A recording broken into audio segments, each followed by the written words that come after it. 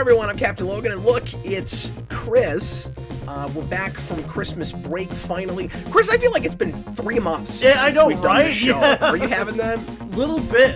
It seems like December was both like 2 minutes and 2 years. You do a weekly show long enough, and you stack your comics up constantly, Yes. and it looks like a million weeks have passed by. Right. And when you see what I bought tonight, it's going to look even more that way. Yes, because you did buy some mountains over there, too. Yeah, I bought, I think, about the amount of books on break that I bought last year.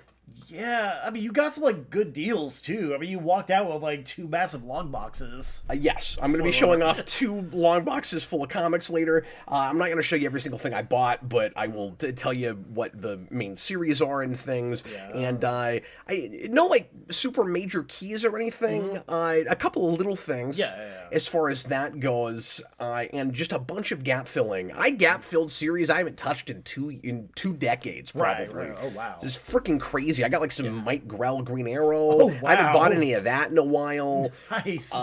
Anyway, so we'll go through it. I probably don't even remember everything that's here. I bought some stuff in St. Louis. Yeah. I bought a bunch of stuff, of course, at Nostalgia, where I usually go here. But anyway, tonight is the big long comic show. We kind of made a joke about this last night, where people kept calling this show that, so we decided to just put that in the title tonight. It works. And I am kind of tempted to change the name of the show from Comic Late Night to just generically Big Long Comic Show. Big long comic show. I may keep using that if people like it, and then it'll still technically be Comic Late Night, because we have a great logo for that. I don't want to lose that. Yeah. But I sort of like the idea of just using a really descriptive title each week. Right. It's the Big Long Comic Show. Big long comic show. It's just like BTAS and Batman the Animated Series. Yeah, it's just like that.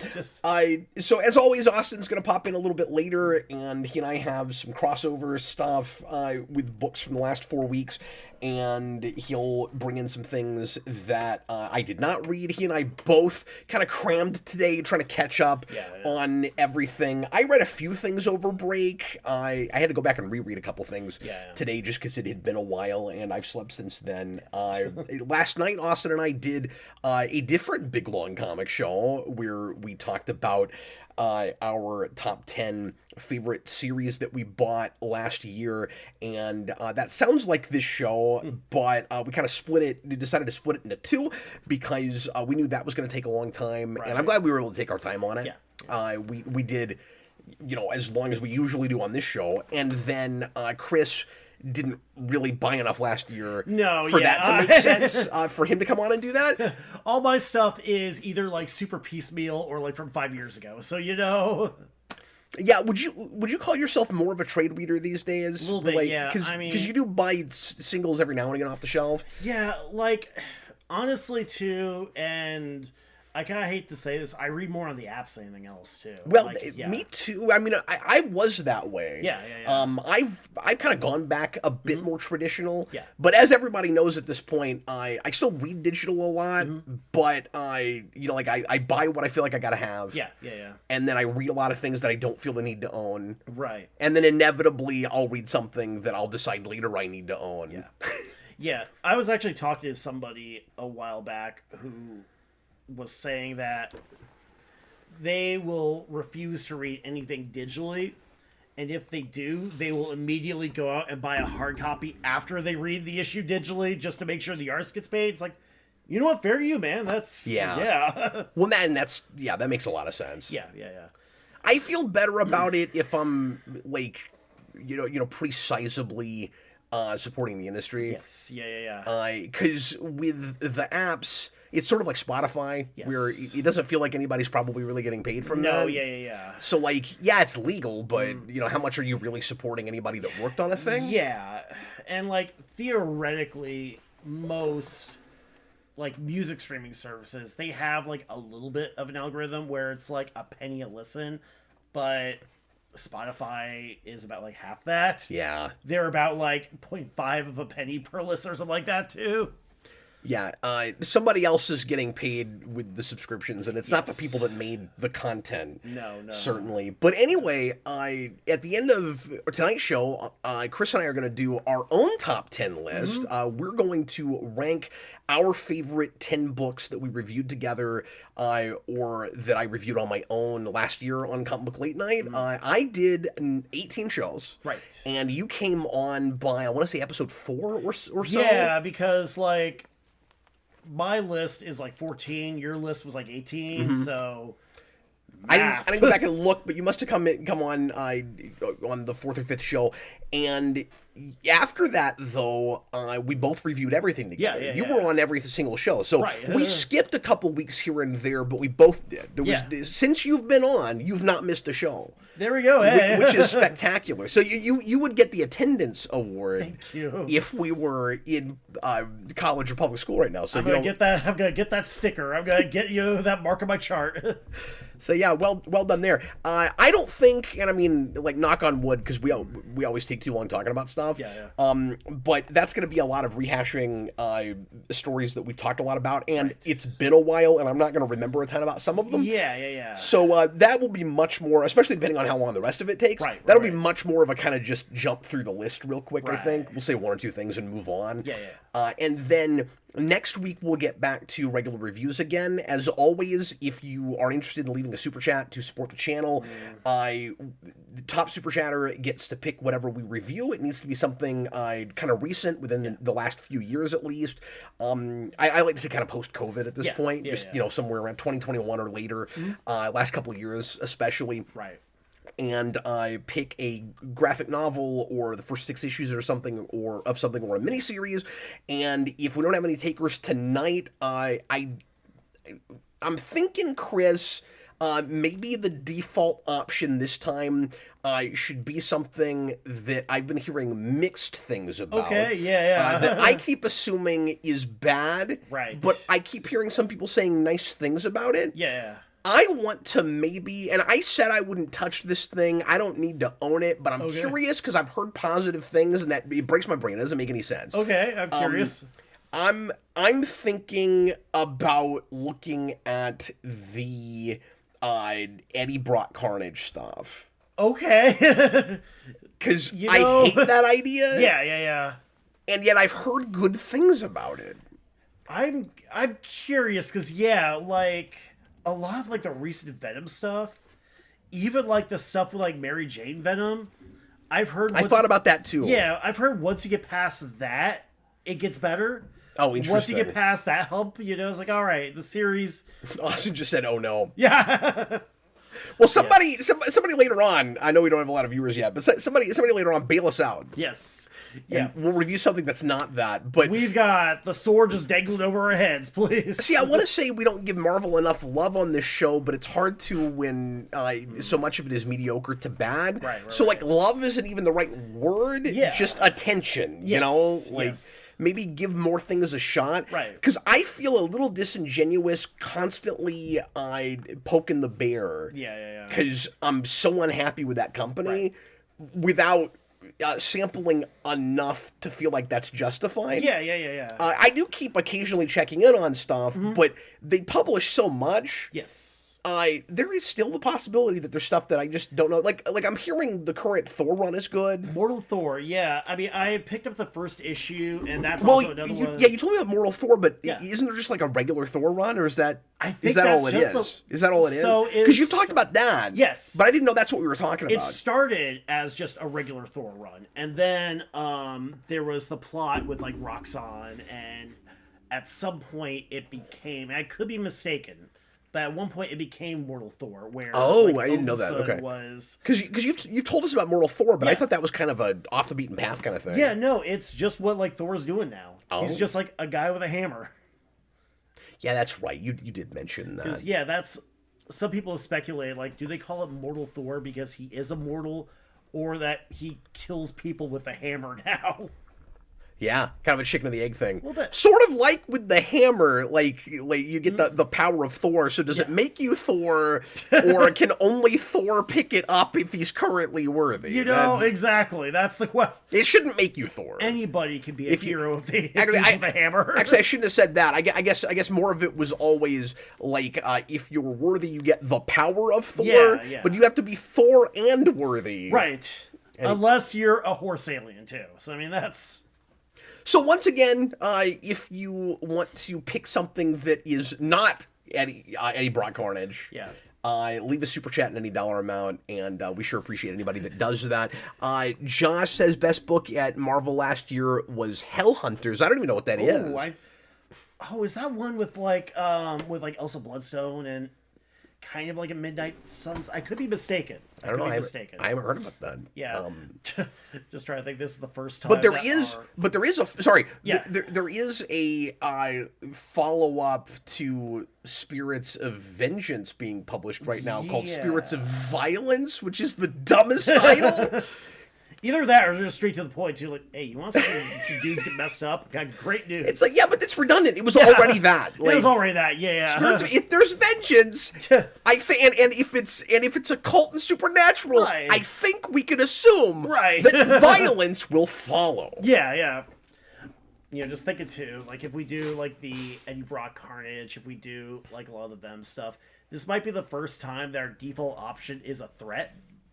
It's like, thanks, Austin. That's Al Ewing. Well, he's had a pretty good track record. Yeah, exactly. I mean, Immortal Thor was a book that I don't think anybody expected, and like reading it, it's like, how does this exist? How is there a Hulk book that quotes Kabbalah? It's like, why? You said Immortal Thor, but you meant Hulk. Yeah, Hulk. Yeah, that's.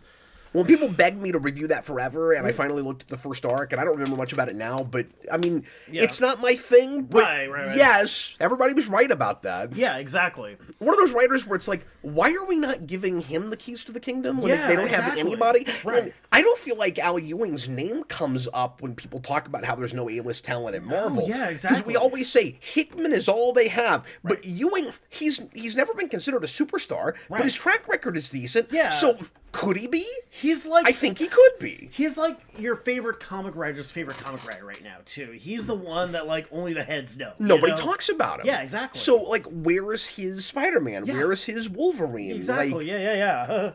Right? So, I mean, that's weird because, again... Maybe he's had a run on one of those characters and I don't know about it. But, like, he's never been on Amazing. Yeah, exactly, too. I mean, well, he's doing Venom, so he's close. He's in Spider-Man orbit. Oh, is he actually doing Venom? Yeah, he's the one who did. I mean, I know there's two. I know there's Al Ewing and Eve Ewing, and So I think he's doing. I know he's doing Thor. I don't know if he's doing. I think he's doing Venom. Oh, Austin, that's a good point. Austin says Ewing's not exclusive. And so that's probably partly why. But like, and so then once again, if they would just raise the pay rates, especially for the people that they know would bring in readers. Like their business practices are just backwards and nonsense. But if they would do that right, they could probably get him to either be exclusive or do enough work for them that he might as well be. You actually don't see as many exclusive writers as you used to. No, that's true too. But let me also throw this out at you. And like Austin does make a good point with that. However, they have touted superstars that were not exclusive. Right. I don't know if Jason Aaron ever had a full-on exclusive contract with Marvel. Did he? Maybe he did. I feel like he always occasionally was doing other stuff. He was always like, I know he was doing like Vertigo stuff. And I'm not sure if maybe that doesn't count. Yeah, I'm not sure if they care about that as much as they care about like DC proper. That, you could do Scalp, but please, for the love of God, don't do Batman. Now, I don't know what the last Aaron thing was at Marvel. He's been doing more stuff for DC and other companies lately. He's had his Turtles run.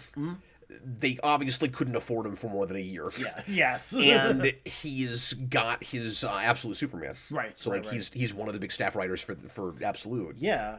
I feel like though. So you know what? I'm probably wrong. He probably did have an exclusive contract at Marvel. Well, he was one of those like when they talked about the is it like the late 2000s, maybe mid 2000s, where they talked about the architects of Marvel, where it was like Fraction and Brubaker and Bendis, stuff like that. He was one of the folks. Remender, probably. Yeah, Remender.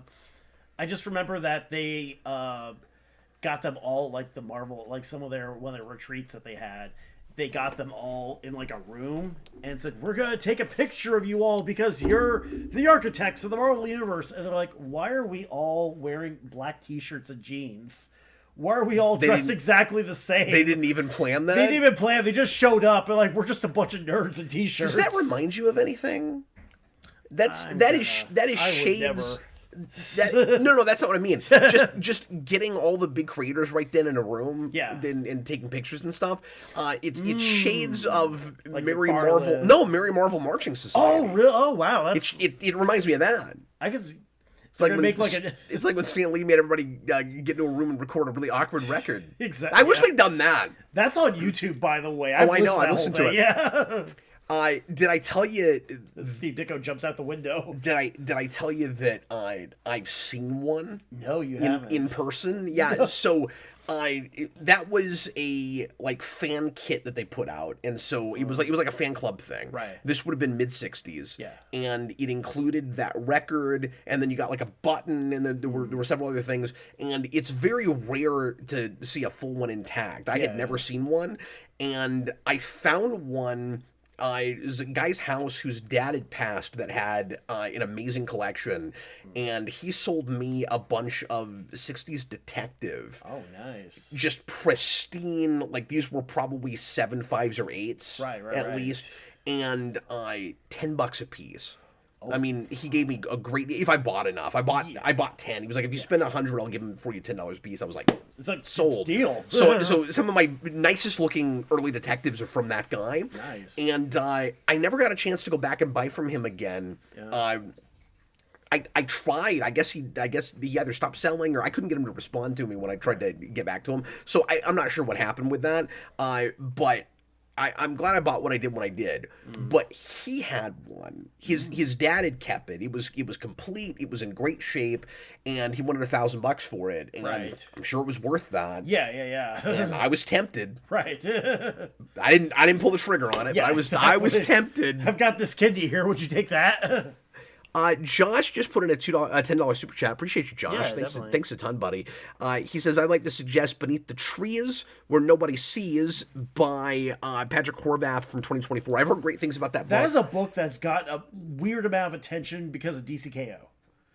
Because, that's right. Yeah, because there's a crossover with that that's supposed to happen. And that would actually be the second book that I've read that you haven't on this show. Oh, have you already read that? I picked it up when I picked up digitally too. So you're like, please nobody put in a bigger super chat because I don't have to work as hard next week. I already know that book. Yeah, I got my Comicsology. I'll just pull it up, flip through. So that's an Image book, right? Yes. It's either I mean, I'm sure Image. It might be an imprint, but it's Image. I'm trying to remember if it was Image or Dark Horse. It was one of the two. I think it was Image. Austin said the same thing just in time for the KO crossover. Yeah. Well, Josh, I appreciate that a lot, man. And obviously, if there's any takers, that there's something else they really want, you want to outbid him, feel free. But that's probably what will happen next week. Right. We appreciate it. So we get to stave off Eddie Brock Carnage exactly. for at least 1 week. You know what? I think that's the strategy. I think I pick a book that people will groan about. Right. And that might give us more takers. Maybe that's the strategy. Like I said, just pick the worst possible, but sometimes it'll backfire because people really wanted us to talk about the stupid Paul thing. We need to pick something that's just boring too. No, it's IDW. Oh yeah. I am wrong. Shows you what I know. Wow. I've heard good things about it. It sounds like an Image book. Yes, it really does. Yeah, and I mean it's. But IDW has a lot of original horror and stuff too. So. They do, yeah. I mean, IDW is that a horror book? Yeah. I mean, it sounds like a horror book. It's basically Richard Scarry's Dexter. That is the best way I can describe it. What a great pitch. Yeah. Or just the way you put that. Yeah, I mean, that's basically what it is. It's a... You would be so good at Hollywood pitches. Yeah. It's like, well, it's this, but it's this, but this. You see? I mean, but that's what it is too. I mean, it's basically just like So it's Spawn meets Cool Runnings. It's Spawn meets Cool Runnings. I would, you know what? Sold. Hollywood, fund that right now. This needs to just get Al Simmons on like a bobsled. Malbolgia is like, you need to win the gold. That's awesome. Okay, let's look at books coming out tomorrow. I don't want to spend a ton of time on this because we've got so much else to do tonight. But I just want to kind of... So I'm not going to read everything, but I'm going to scroll down and at least tell you what I'm probably going to buy. Give you a sense of some of the things coming out tomorrow. So, because there's a Geiger on there, too. So KO3 is tomorrow. I don't know if I'm ever going to try to get Geiger in singles. Because I love that series, but it's so far along. And as much as I love it, I don't know if that's one I have to necessarily own that I got to put in my collection. But I like it so much I can't. Maybe I do. Yeah. I also wonder how long it's going to run. Yes. Because if it's not more than 50, that might be more of like a hardcover thing to do. Right. I don't do a lot of trade, but that might be the way to do that. Because I'm having that with Hyde Street too. Yeah. Like I fell in love with Hyde Street, and I'm going, do I want that in the singles? But that one I probably will do that way. Yeah. With Geiger, I just was reading it too, and we'll probably talk about this later when we talk about our list too. Yeah. But it was like, it felt like such a complete story. Yeah. And it felt like... You haven't moved forward yet, have you? I haven't moved forward. Yeah, either. Exactly. So... No, I didn't even necessarily have to have more of it, but... Yeah. That book was so good, I'm sure it stays good. Right, yeah. And Johnson's just been on fire. Yeah, I mean, Johns is doing like some of the best work of his career right now, I think, too. He's doing some of the best work that anybody's doing right now. Very much, yeah. At least that I'm reading. Yeah. Because, I mean, two of, I think, the best books in the last at least 5 years that I've looked at have been John's. Yeah. Anyway, so KO3 is tomorrow. DC has been touting that up real hard as the biggest twist so far. Right. So we'll see what they're talking about with that. Transformers 28 is tomorrow. Those are both on my pull, and that is just the quality of that has remained with Kirkman taking over. No surprise. Yeah. Bit of a different tone and flavor now, but I'm still loving it. You guys can see other things here that I'm not gonna feel the need to mention, so take a look at your screen if you will. Ninja Turtles 14 is tomorrow. I'm still on the fence about coming back to that. I don't have a lot of my pull tomorrow, so I may check in with it even though I didn't buy 13. Right. And then if I like it okay, despite not being the biggest Freddie Williams fan, I may backtrack and get 13. I'm back and forth on it. I'm in a Turtles mood right now, part of it. Because Battle Nexus is going right now. I'm going to review that later, and I'm enjoying that. But it's Waltz, and I always like Waltz. Yeah. I usually like Waltz. Geiger 20, you mentioned that. Black Hat continues to have cool covers. Yeah. Man, that's one I could see buying just for the cover because I really like that Daredevil. Is that Adam Hughes? Who is this? You know what? Every time you have looked at a book and thought it was Adam Hughes, it's been Adam Hughes. Yeah. And guess what? This is no exception. Exactly. It's Adam Hughes. Is he coming to Planet this year? Congratulations! I think I saw it. Yeah. That he was there. By the way, can we talk about that for a second? Yeah. I would like, if we can, I don't know if you have a group you go with or anything, but I would like to meet up with you at Planet if at all possible. Yeah. Since you and I do this together. For sure, yeah, absolutely. I think it'd be fun to go do some things together. Yeah. Like, we do everything live now. I don't feel the need to bring a camera. No, we can go and take We're just hanging out like humans. We can go take some selfies and stuff and buy some cool stuff and then come back and compare notes on this show. Yeah, exactly. Yeah. But I always go Sunday. I don't bother with Saturday anymore. It's too expensive and there's too many bodies. So I don't know if you're going to go the whole weekend or if you're going to pick one day. I usually do go the whole weekend, and then, like, Saturday, I'm just sort of, like, half miserable, just half excited. Be like, I'm powering through this. I'm finding the fun here. It's exactly like the time I went to LA. It's like I had a great time in LA as long as I wasn't driving or buying anything. That's how I felt about my experience with LA as well. Yeah. But yeah, I just go Sunday now, and I'm gonna bring at least some of my kids. Mikey's never been, and he's on such a big comic kick now. With that big sale that I'm gonna show you guys stuff I got from last week. When I say big sale, I mean you're not even gonna believe what the sale was. I told Chris about it. Mikey almost doubled his collection in one day. Really? Yes. Nice. He is up to, and I wish we had been counting harder that day, because when I got everything logged, He is up to 396. All I had to do was grab 4 more books for him, and he'd be at 400 books. He asked me today. He was like, "Dad, how long have I even been doing this?" And I was like, "I think you started your own collection like around July or August." And he was like, "Really? I've only been doing this for like 5 months." I was like, "Yeah, yeah. I mean, that's yeah, it's nuts." yeah. But anyway, I'm being self-indulgent. Nobody cares. Okay, moving right along. Austin has checked out some of the Supergirl book and says it's not bad. He says it's real kind of throwbacky. Yeah, I've heard good things. I've heard actually really good things about. And I like the covers, but I can't get excited about the interior art for some reason. Yeah, and it's funny because it's the same, but I like it for covers in a way I don't like it internally. You know, I know like you're not big like Sophie Campbell fan, but like a lot of her art, I think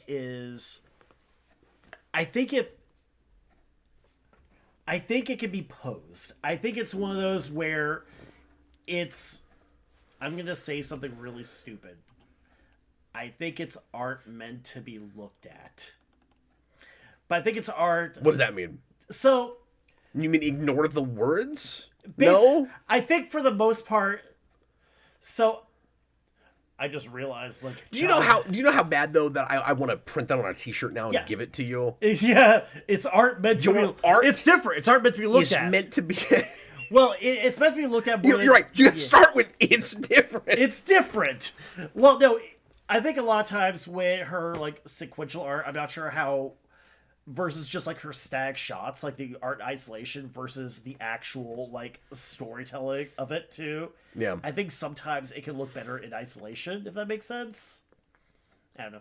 Oh yeah. This is Well, no, a lot of artists have that though, where it's like you've got a splash page, and that's great. But if you put it all together, it's not as good as like you said, sequential art. Yes, it's art. That's not necessarily meant to tell a story. It's art that's meant just to be looked at. Yeah, where maybe it doesn't feel as what is the word? Kinetic. Yeah. Okay, moving right along. What else have we got tomorrow? Null #1 is tomorrow. I don't have any intention of buying that. Right.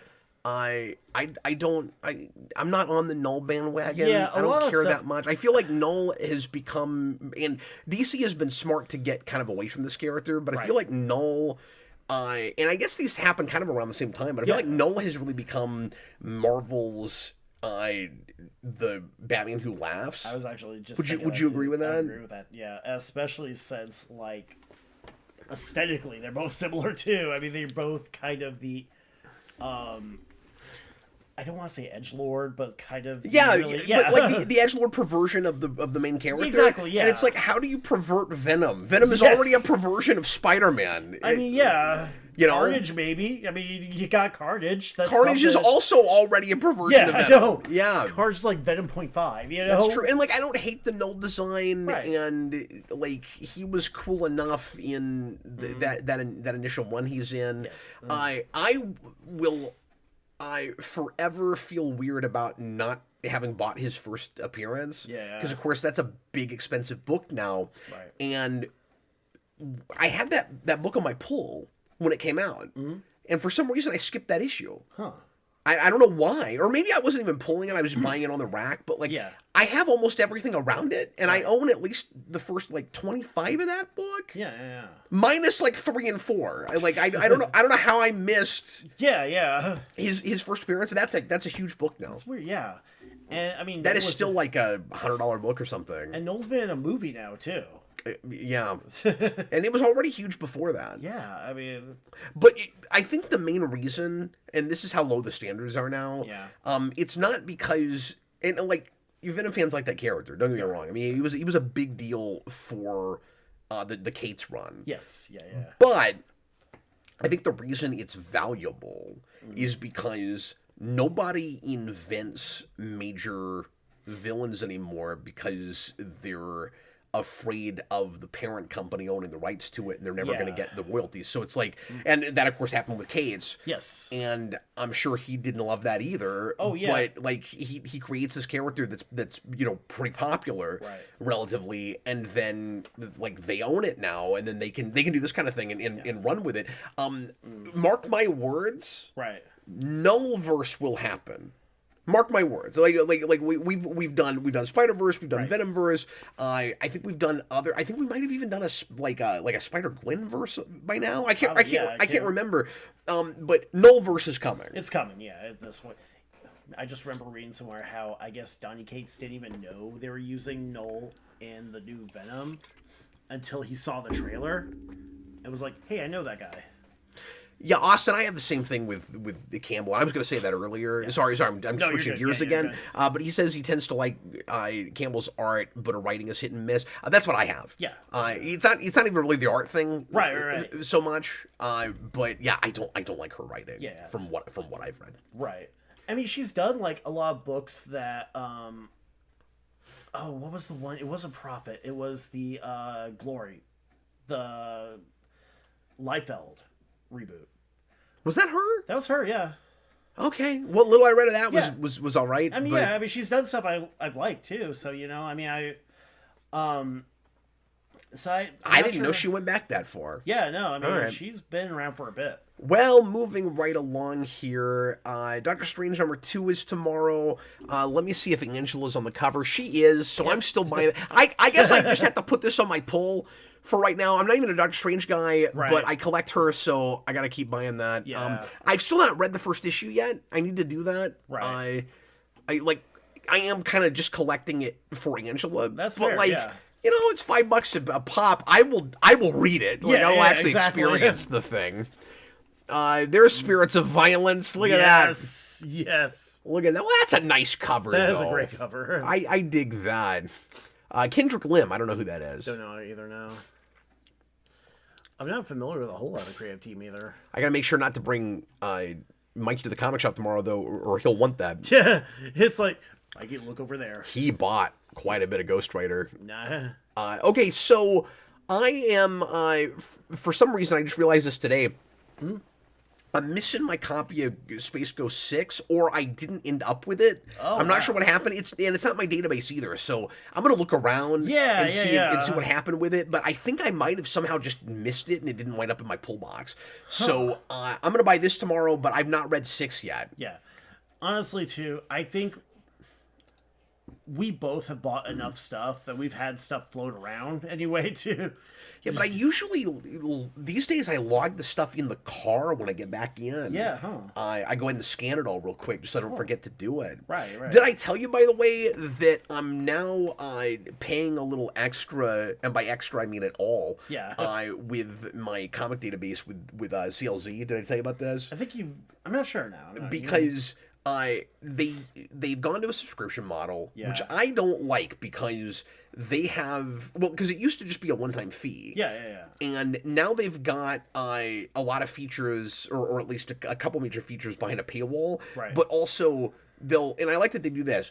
If you already got it back in the day, they grandfather you in. Nice. But then there are features that they put behind a paywall, hoping that you will eventually get a subscription.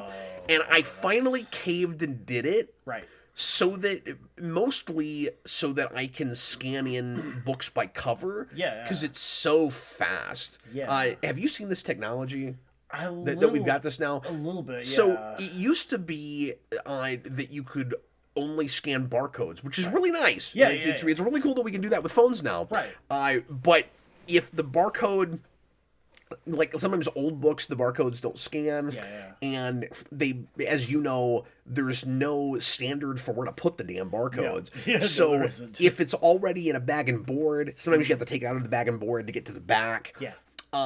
So if you pay for the subscription, which admittedly is cheap, it's like $2 a month. Right. It's just that CLZ has databases for other things, and I would like to get more of them, but they're all under a separate subscription. So it would cost me like $100 a year to get the one. Yeah, because I have a pretty decent sized video game collection. Yeah. I'd like to use it for that. Right. I have a giant book collection. I'd like to use it for that. Yeah. I have a big DVD Blu-ray collection. So I would be buying all of their databases. Right. And I really wish that they would make one that has maybe like a slightly more expensive subscription fee, but gives you all of them. Yeah, exactly. And especially since, like, again, most people who have any sort of collection don't just collect one thing. And if you're collecting books, you're probably collecting movies. You're probably collecting. If you collect comics, you're probably collecting novels. And you don't want to put it all in one database. Yeah, exactly. That's fair. They should be separate apps. Right. But it's one company. Yeah. You shouldn't be able to quadruple hit me. Exactly. I don't think. No, yeah. But anyway, that's neither here nor there. But it is worth it to me to have that feature. Yeah. So I can. And it's just amazing the where we're at with the technology. Oh, yeah. It's like facial recognition, right? Yeah. Where it scans the cover and it knows what series and issue it is. Yeah. What's interesting is it gives you options, and sometimes it knows the exact copy or Right. the exact cover that you have, right? Yeah. And sometimes it will give you like 5 options, and it will know the book it probably is, and so it'll get it right the first time. Yeah. But then it will give you several covers that are the same series but look nothing at all like the one that you just scanned, and I'm like, why do you think it might be one of these? And the other thing that it gets confused about is it cannot, for the life of it, I mean, sometimes it's right and sometimes it's wrong. Yeah. But it can't keep up with barcodes. Really? So, it does not always know if you have the newsstand or the direct version. Right. And usually the difference on the cover is just in barcode. Right. It either has a barcode or it has no barcode, or instead of a barcode, it's got like words or a character face. Yeah. Got the big Spider-Man, yeah. As you know, yeah. Yes, or yeah. like in the late 80s, a lot of the DC books, or the mid 80s, a lot of these DC books said Who Watches the Watchmen, trying to sell Watchmen, that kind of stuff. Yeah. So it'll be like that or no barcode at all. Right. And it cannot keep up with that. Right. And so that you have to keep track of. Which is so weird because if you want to make sure that you're accurate in the version that you have. Yeah. And I know that sounds like anal retentive, but collecting comics is kind of anal retentive because the difference in the barcode, because and it's not really the difference in the barcode, that is the signifier of whether it's the direct version or the newsstand version, is sometimes the difference between a $10 book and a $50 book. Yeah, and honestly too, so it does matter. Yeah, and honestly too, like I'm kind of surprised because like scanning barcodes is how that technology started. Yeah. I mean, that kind of feels like it kind of feels like you've invented the car but forgot how to make the wheel. Sure, but I also think that it's kind of two separate technologies, right? Where right. like when you're scanning a barcode, it's picking up the numbers, and when you're scanning a picture, this is now part of a picture. Right. So you're right. Like if it could scan the barcode at the same time, but the way it scans it is different. Like you'd have to get right up on the barcode as opposed to it being part of a larger picture. I can see that too. Yeah. I'm getting in the weeds with this. Anyway. But I just wanted to mention that in case people don't know about the extra features with CLZ. Yeah. Oh, and the other thing with CLZ that it gives you if you get the paid version, and I have been using this some too. Yeah. I don't like this is behind a paywall, but it will let you keep track of your missing issions. So in the regular version, or the version that I had before before I bought the subscription. Yeah. You would have to look at your list of books and then just fill in the gaps. Right. But there's a missing tab, so you can let it tell you exactly the ones you don't have. Yeah. And that can be nice. Although I'm so used to looking at it the other way that if I use that, I have to be really careful that I don't accidentally look at it wrong. Yeah. Because I'll see 22 and I'll go, I have that one. Right. Yeah. And I need 21 and 23. No, I don't. I'm looking at the missing tab now. What else is tomorrow that I care about? I think that's kind of it. So like I said, it's a light week for me tomorrow. Yeah. Trying to even just look at this stuff too. A couple Mega Man books, New Gods reprint. I mean, yeah, they're doing a Mega Man ZX book apparently. Yeah. I saw. Oh, yeah, there it is. Darkstalker Street Fighter. Oh, wow. I don't need to own that, but it's neat that that's coming out. Yeah, exactly. Udon is doing all these video game books. Oh, nice. But anyway. Because I know Archie had the Mega Man license for a while, and I read some of those books, too. I enjoyed them, Yeah. I'm sure they lost that when they lost Sonic. I could see that too. Yeah, because they did like some crossovers too. I know that much. They did a huge crossover. It was great. Yeah. But yeah, they did several volumes of Mega Man. I don't know how many issues that was, Right. but I've got a lot of it in trade, and it's like, I don't know, 9 or 10 trades. Yeah. It's quite a bit. Nicholas Bodo says no absolute is what makes this week light, and that's unusual. Yeah, that's true. That's a great point too. There's almost always at least one. Right. Yeah. Yeah. Well, a lot of the absolute books hit like a little bit of a climax recently too. And that's true. And I'm not sure when Absolute Batman 16 comes out. Maybe that's the week after. Let me check real quick because I just read Absolute Wonder Woman 15, which is the Batman crossover, and then Absolute Batman 16 is supposed to have her. So it's kind of a 2-part story going between the 2 books. And they just put 15 on the app too. Usually they wait until the next issu's on stands. Is that right? Typically, yeah. DCKO has kind of broken with that a little bit because they're putting all those, and they're putting all the crossovers on the app at least. I'm not seeing any absolute next week either. There were a couple of reprints towards the bottom. Are they taking a break? I guess maybe, yeah. Is that what's going on now? Yeah. They are doing a 10th printing next week of Absolute Batman 1. Oh wow. That's amazing. Yeah. I have the 9th printing because that was the Batman Day issue that they sold for like $1. Yeah, that's. I think it was $1, or maybe it was regular price. I can't remember. Yeah. And then Martian Manhunter. Okay, and then that's what it is. So right. Then they're doing 3 absolutes the same week. I thought for some reason I thought 16 was going to come out sooner than this because I feel like 15's been a while. I wonder if they adjusted. It's like we're going to miss a whole month. Yeah, I wonder if they adjusted the release dates just so they all lined up too. I don't know why. Yeah.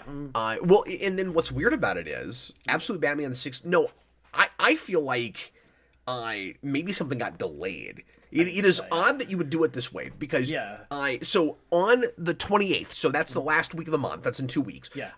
Absolute Batman 16 and Absolute Wonder Woman 16 are the same week. Yeah. If you had planned that on purpose, you would have made those the crossover. Right, yeah. Because we've already had the Wonder Woman, or the Batman crossover in Wonder Woman. Yeah. Why on earth would you do that? And they've never lined up like that. Yeah, exactly. So I wonder if there's some internal stuff going around. And Batman started first. Yeah. So that means Wonder Woman has caught up to Batman. Yeah, which means Batman got delayed somewhere, right? Well, have they had like a couple different artists too? Like I know at least Jock's come on for 15. I'm not sure if he was. Yeah, that's true. Yeah. That was like a guest, like a fill-in thing. Yeah. And Jock would have been great from the start. Yeah. And I mean, I've loved the look of that book, but like that would have he was an appropriate fill-in. Yeah. And I know him and Steiner work together a lot too. So, Yep. Well, Jock does, if memory serves, and I'm rusty, but I'm pretty sure Jock does his first foray into Batman. I want to say because that was. I want to say that old detective run was him and Jock. It was like Black Mirror. Yeah. I think that's Jock. I was trying to think too. Yeah, I was like, was it Black Mirror? No, that's the Netflix show. I thought it. And I would have been fine with him as the artist in the Snyder's Batman, but obviously Capullo's wonderful and everybody loves him. Yeah. I was already a big Capullo fan because I was a big Spawn guy, and everybody was late to the party with Capullo. Exactly. It's like now he's a superstar, and I'm like, well, I've been looking Capullo since the early '90s, but okay. Just funny too, because apparently him and Snyder hate each other. Yes. They started working. I guess like Scott Snyder went to like DC editorials, like I don't think Gotham's big enough for the both of us. Yeah, and then we've talked about this, and now they're like. BFFs to go like the zoo together and stuff. Yeah, no, it's great. Austin says the last Bane issue got delayed because it was longer. Okay, that makes sense. Austin says Superman 14 and 15 were also like 2 weeks apart, so they have had weird releases. Yeah. Apparently, okay, that makes sense. Right. I missed Absolute Martian Manhunter 7. So I'm going to have to backtrack and get a copy of that. I was kind of... That book lost me a bit. Yeah. I had no idea what was going on in the last couple issues of that. And I was like, okay, it was only supposed to be a 6-issue mini in the first place. Yeah. I'll maybe wait and see how it goes, maybe read a bit in digital and then go back and get those. Because that one has not been... those issues have not gotten expensive retroactively like Batman and Wonder Woman have. Right. So even one is pretty easy to get. Yeah. So I was like, I'll just wait. And then Austin told me that they've decided to cancel it at 12. So I'm like, oh, if they're only doing 6 more, I'll probably go and buy those. Might as well at that point, just see it through, yeah. So I'll jump back on that, I guess. Anyway, so that's the stuff coming out tomorrow. And now we're going to talk about our new books. We're going to bring Austin here. Yep. Whenever you're ready, Austin, we'll bring you in and we'll let him talk about his books. And we'll talk about some crossover stuff. How many issues? Because, again, it's been almost a month. And there are a few things that I didn't get to, but mostly books that have been admittedly a little bit mediocre and that nobody else is really going to care about that much. So I'm not too concerned about reviewing them. Yeah. And I'll be as lickety split as I can because I've got so many. But I've got, let's see, 1, 2, 3, 4, 5, 7, 8, 9, 10, 12. So that's not too bad. Not too bad, no. Given that it's been a bit. Yeah, given the 2 long boxes over the quarter there. Well, yeah, but that's just stuff that I bought that I'll show. I mean, That's fair. I haven't actually read that stuff. Yeah. But we've got Austin. Austin, can you hear us, man? Yep. How you doing, man? How's it going? It's been so long since I've seen you and talked about comic books. I was going to say, we haven't talked about comics, and especially new comics, in forever. Austin, I love your shirt. I love it so much. Oh, thank you. Well, and Yeah, one of my brothers got me this. It's so rare for Austin to wear a shirt that's relevant for the program. That's fair. Like, last night he I don't didn't got even Marvel bother to wear a books to comic talk shirt. about. But today... I'm sorry, what? So I don't got Marvel books to talk about. I've got no Spider-Man. That's true, not true. You know what? I've got a Spider-Man 94 today. Oh, okay. I And so- didn't even realize the next one was out. Yours is relevant to that. I mean, I'll spend 5 seconds on that, but I read it. Oh. Still counts. At least Still you got relevant. it, yeah. There you go. It's better than it has been. I just don't have much to say about it. Yeah. It's not what I want. I don't know. It's Moreland. Who cares? Yeah. That's been my review of Hellgate. that book since the beginning. It doesn't look enough like that show, and it's Moreland, so who cares? That's my review. It could be Hellgate, so it could be worse. That'll be the next one. When we Probably get Spider-Man so. 95. The way they're doing Kane is so weird in that book. Yeah. Where like JMS made a big deal out of, well, it's the 94 Spider-Man cartoon, so like we can repackage things and it's not gonna be like exactly as it was originally. Like we can adapt things differently. And then I'll just say this real quick. The end of the previous issue was we knew that Kane was just a clone of Moreland, and then Kane's like got memories of Peter Parker, so it's like, oh, they're like having their cake and eating it too, and like he's still somehow Peter Parker. And then into this issue, it turns out that he just like gets memories and feelings of people he's in close proximity to, I guess. And so like that's how they're making him also sort of Peter Parker. It's very silly. He's just standing. And then the question does that sound like the kind of awkward that show would be, or is it artificially awkward? Well, I just keep picturing that part in season 5 when the one alternate Spider-Man's describing experiencing the the Clone Saga, not the Clone Wars, and then our regular Spider-Man just goes, "This sounds like the plot to a bad comic book." Yeah, it's great. Yeah. Well, what I just described is the plot of a bad comic book, but again, it's okay. It's better than it has been. Craven's pretty cool in it. Because it's DeMatteis, so he loves Craven. Fair, yeah. No, I thought GMS was doing that book. No, it's Is it DeMatteis? Yeah. JMS is doing. Yeah, JMS is something. doing that. What is it, like Spider-Man Torn? I think. Oh yeah, that's Yeah, right. he was doing something. I'm sorry, I'm reading too much. I got confused. I got No, confused. I mean, he's dealing with JMS stuff. Yeah. So. Oh, that's why I thought that. That's why. No. Yeah, it would that'll be why. It would be weird if JMS was adapting his own His book, own yeah. his own what do you call it? The totem stuff. Yeah. For that. Yeah. Okay. Anyway, I'm an idiot. Austin, You're good. feel free to start with whatever you want to. If you want to do some of your own solo stuff, or if you want to start with our crossover stuff, totally up to you. Okay, well, we normally end with it, so I can do that. Sounds but I'm good. not sure exactly what we have to end on. So I know we got Batman, Night Fight, Wonder Woman. Is that it? Kryptonite Spectrum. Oh, I didn't even have that on my list. Okay. Well, it did. But yeah, we can talk about it that. did come out since our last show, so I do have that in here. Yeah. We can just mention it briefly because we talked about it last night, but it is Yeah. in here. Turtles Godzilla, if you've gotten to that yet. Oh, I must have missed that. I must have either forgot to pick up issue 2, or yeah. Actually, I think that's probably what it was. I didn't Okay. get that. Spoilers, it's great. Well, I actually thought it was coming out this week, so that's clearly where I went wrong. Well, you must be wrong because I'm holding it in my hand. I have it in my And it's a captainy little beautiful hand. Yeah, this cover is amazing. Godzilla, like, sort of, kind of possesses Shredder, and it's great. Oh, that's not what I figured. It was just like a cool, like, oh look, he's reflected on his helmet. That's what I Yeah, thought. no, it's No, it's like oddly accurate to what's happening in the book. That's awesome. Yeah.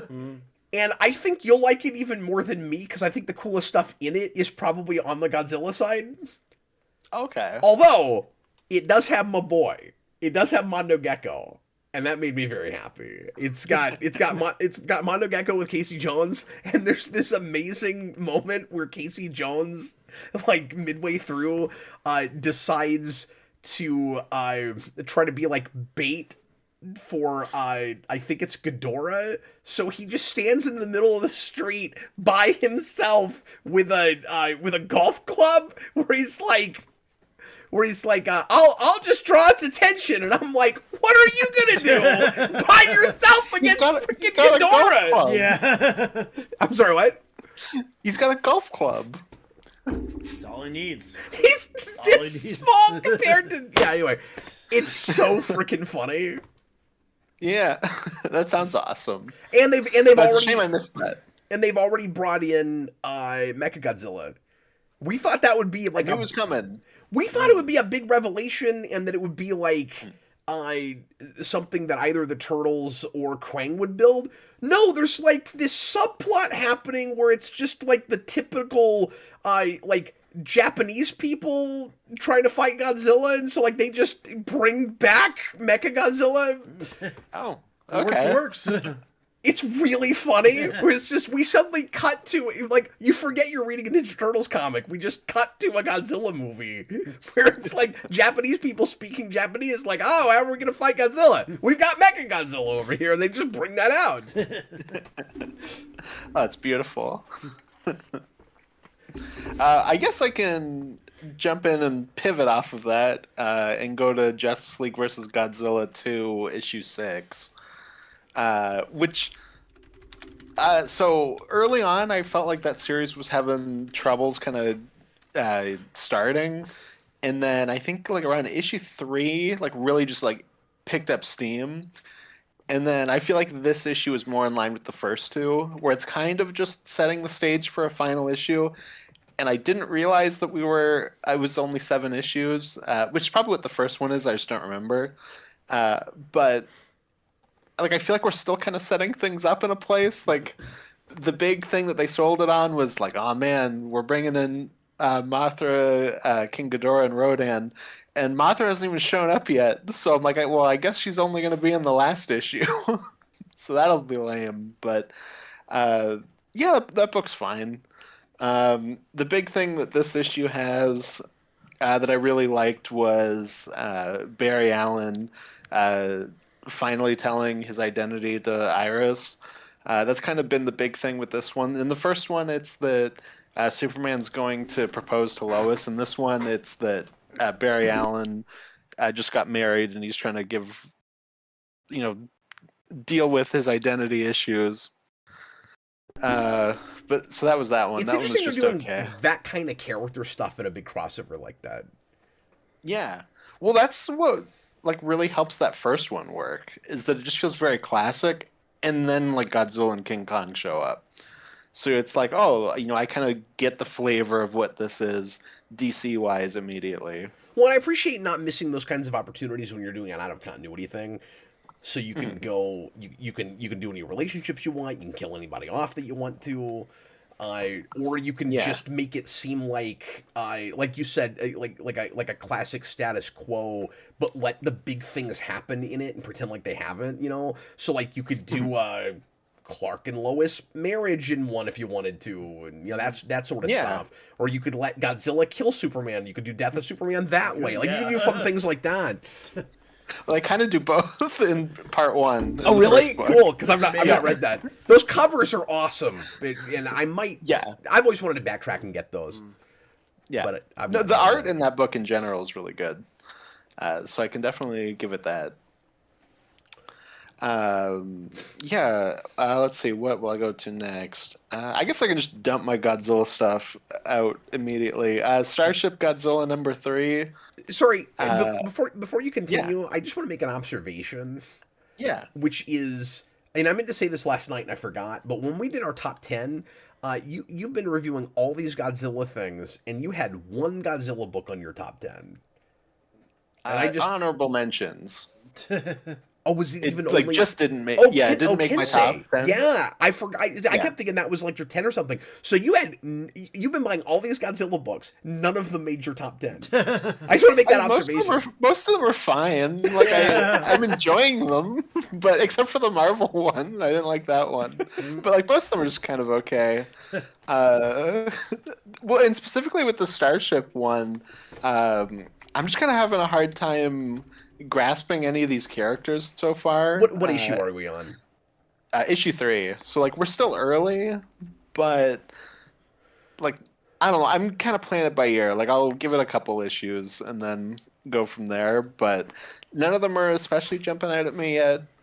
But I like some of the Godzilla space stuff that we're doing. Like this issue deals with the Zillions from Invasion of Astro Monster. I don't know if you remember, Cap. That's the one that you, Connor, and I did a commentary on, where it's basically just Star Trek before Star Trek came out. I remember really liking it, and I remember liking I remember it had like soundstage planets and stuff. Yes. Yeah, and it's got the Zillions who have like the Cyclops visor and like the big spike on their head. Oh, yeah. And They're really very cool fun. I model love those work. guys. It was cheap in the right kinds of ways. It was like, Exactly. yeah, So there's some of that stuff, cool. but I don't know.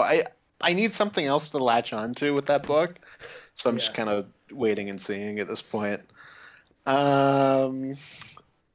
Then I'll jump to Predator Kills the Marvel Universe, which is issue 5, so that's the finale.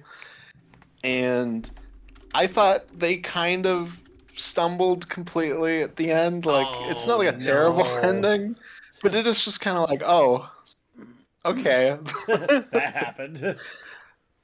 Pretty much, yeah. This issue is basically just That happened. Iron Man, Wolverine, and Spider-Man all in Iron Man suits going and cleaning up all the Predators. And I was like, oh, okay, like this was all just really easy. But I don't know. Was it one of those things where it felt like your last issue read like an epilogue, where it's like, oh, 4 was really the ending? Not so much that. It was more. It feels like they hit issue 5 and they were like, okay, we're only gonna do 5. I don't know. These 3 heroes are just gonna save the day at the last second, and just I don't know. We don't have enough time to like actually deal with that. So just move real quick. Okay, they saved the day. Bye. Like even Craven, who's kind of the main villain of this, doesn't interact with them and gets taken out in like 3 panels. And I'm like, I don't know. I felt like you could have spaced that out a little bit better, but Do you whatever. think it needed one more? Probably. Yeah. Some writers happens just a look lot. at some writers just look at their page count. It's like, oh no, I'm on page 19 of a 20-issue book. Honestly, I feel like the whole industry, particularly the big two, is struggling quite a bit right now with, and maybe we could argue has for a long time, but cannot decide how many issues a miniseries ought to be. And I don't mean that we need a standard across the board where like every miniseries is 5, every miniseries is 6, but just case by case. I keep finding a lot of miniseries are either one too long or one too short, or it's paced in such a way where I feel like I ought to be able to have a sense of when we're coming to a conclusion, and I don't.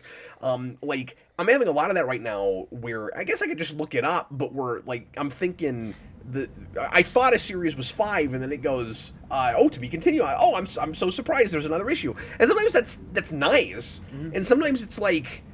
I don't know. It didn't feel like it was paced to be the length that it is. Yeah. Mm-hmm. Yeah. No, that's fair. It kind of feels like with miniseries, you should probably write the entire thing, so you know, like, okay, this is what it has to be. Yeah. But it feels like we're often writing issue to issue with those. Yeah, and that's weird because it's so short. It feels like you could plan it out where you finish it before you start publishing it. Yeah. And like, why not be half a year behind with, especially if they're not in a continuity. Right. Why not just have 6 months of lead time? Yeah. Mm-hmm. Yeah. Well, and the big thing, I think I mentioned this one of the other issues of this book that I talked about. They introduce Predator X, who is a Predator that's been through the Weapon X program and has like the helmet from that book. Oh, that cover's awesome. Yeah, that's great. I almost bought that just for the cover. And he's basically just set up for them to do another miniseries down the road. And I was like, oh, okay. Well, I know Marvel does have a history of that too. That's where lame. They step in. Like 1602 was kind of the same thing, where they thought, hey, this is a really cool idea. We could do more with this. So editorial gets involved, like, hey, you know that ending you had? Yeah, no. Change it. So, I mean, that's something Marvel does have a history of doing, too. So it's entirely possible they saw, like, hey, Predator X, that's cool. We can make money.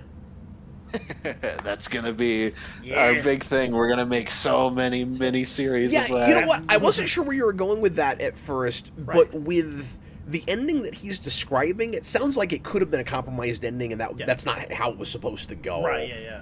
And that I think you're right. I think that happens where it's like we got a million. It's different from what happened with 1602, which is why I was confused that you used that as the example. It was just like 1602. It wasn't we're saving things for later. Right. It was here's this cool out of continuity idea that we're sure is going to be so popular we have to find a way to make it in continuity. That was the problem with 1602. Yeah, I mean it's not like a 1-to-1 situation. But you're right. I think that happens. But I think that happens all the time. Yes. Where it's like we introduce a character and we go, we've got to save the good stuff. Yeah.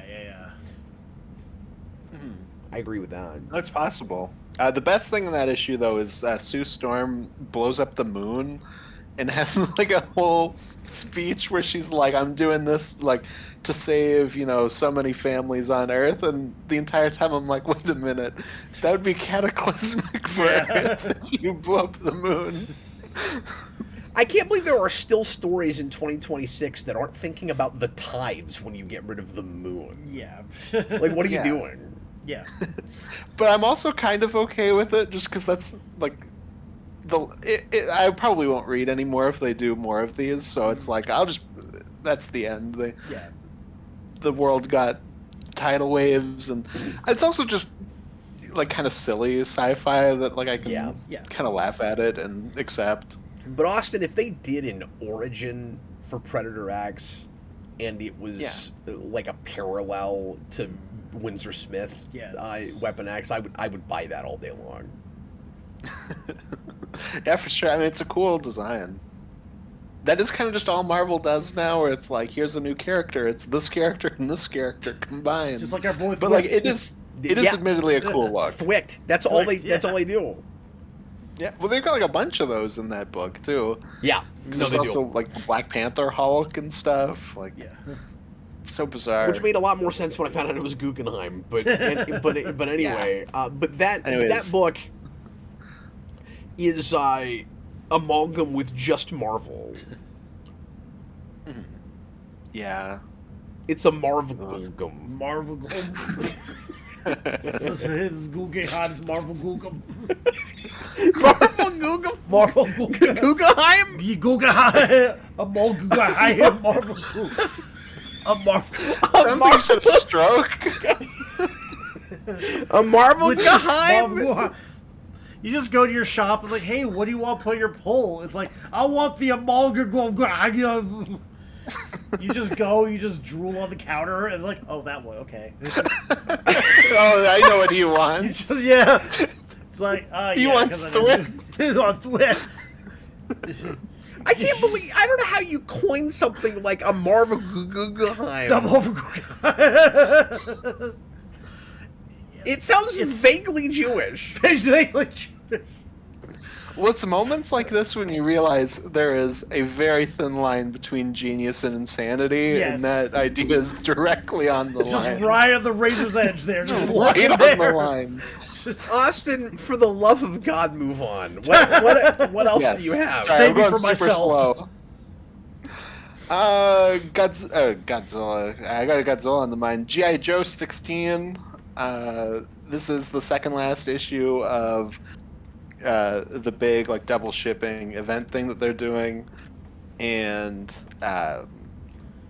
it's basically like a crazy action issue where we have they're gonna burn Cobra Commander at the stake, and they're like, "Hey Duke, you have to fight the chainsaw hand guy, and if you can beat him in a fight, you can leave." And it's glorious. Oh my It's God, I want to read wonderful. that so bad. Yeah.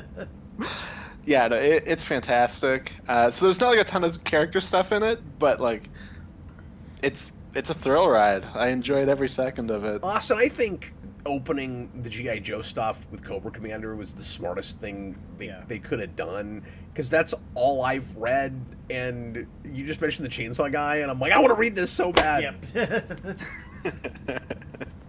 Yeah, no, it's really good, and I think this issue I was like, oh, you know what? Cobra Commander could die. I don't know what's going to happen in this book. Like, it could go to a crazy place like that and shock me. I don't know.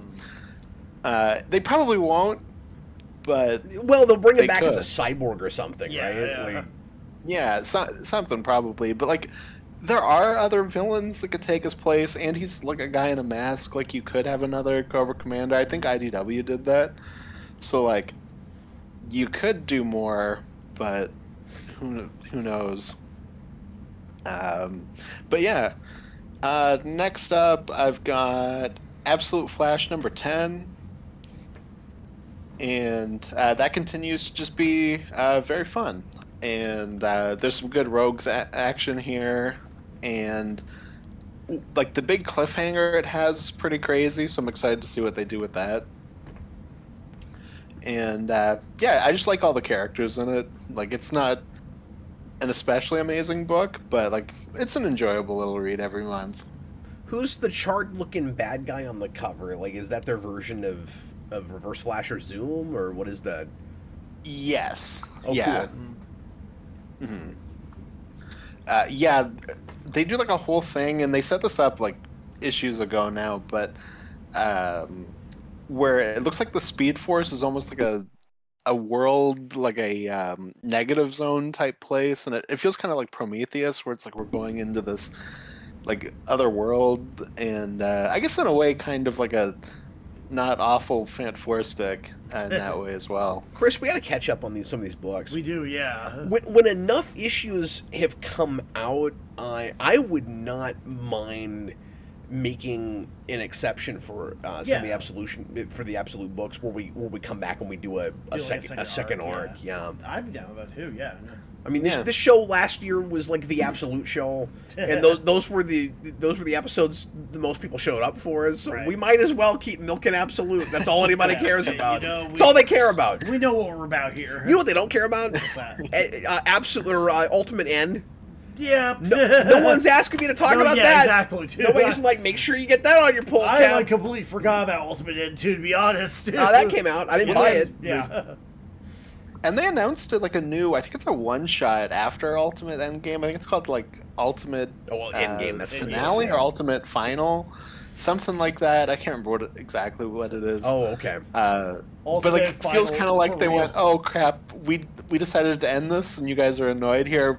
Do like a little one-shot thing where you can all fill in." I don't know, I could be wrong, but Well, that's kind of how it sounded to me. Austin and I have been talking about this privately, but the Ultimate Endgame thing is obnoxious because they've been selling it really hard on movie iconography on the MCU Endgame. So they did like posters, like poster covers that look like that movie, and they had And Civil War as well. Civil War, and they had this. Austin sent me this. They had this horrible variant, or two horrible variants that were like Feige. Literally, have you seen this? This is all it is. Okay, I might try to pull this up. Right. All it is Feige draws a crude like X for X-Men and then signs his name.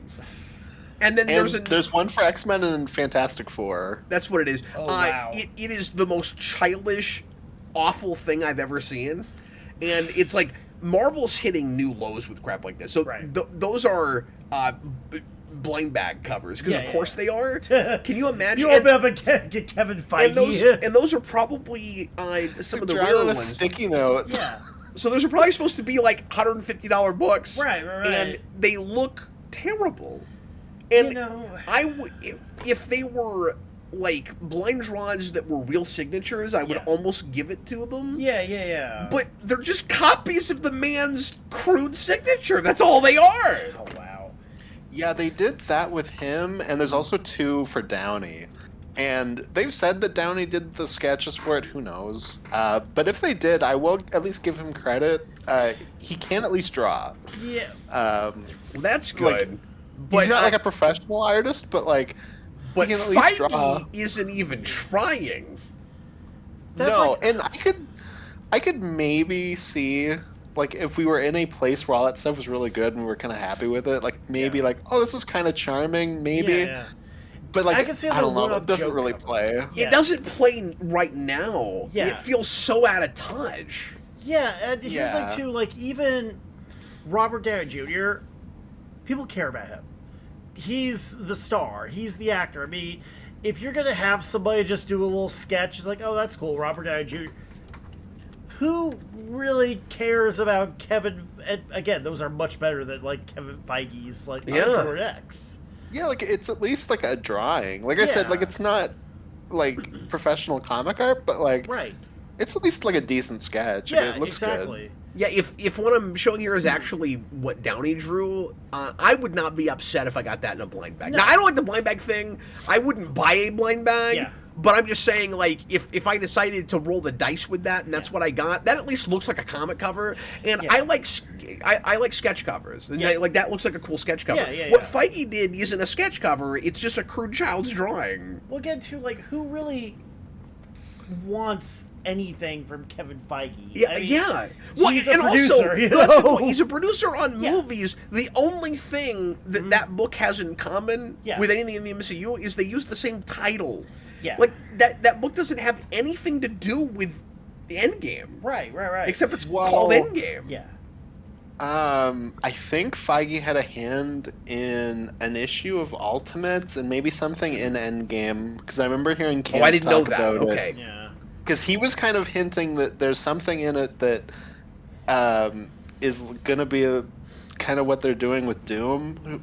Who knows? Like, I don't know. Because they only But, use the comics to prop up the movies, and they're not even adapting from older stuff anymore. They just throw things in that they've already decided to do in the movies, and then Right.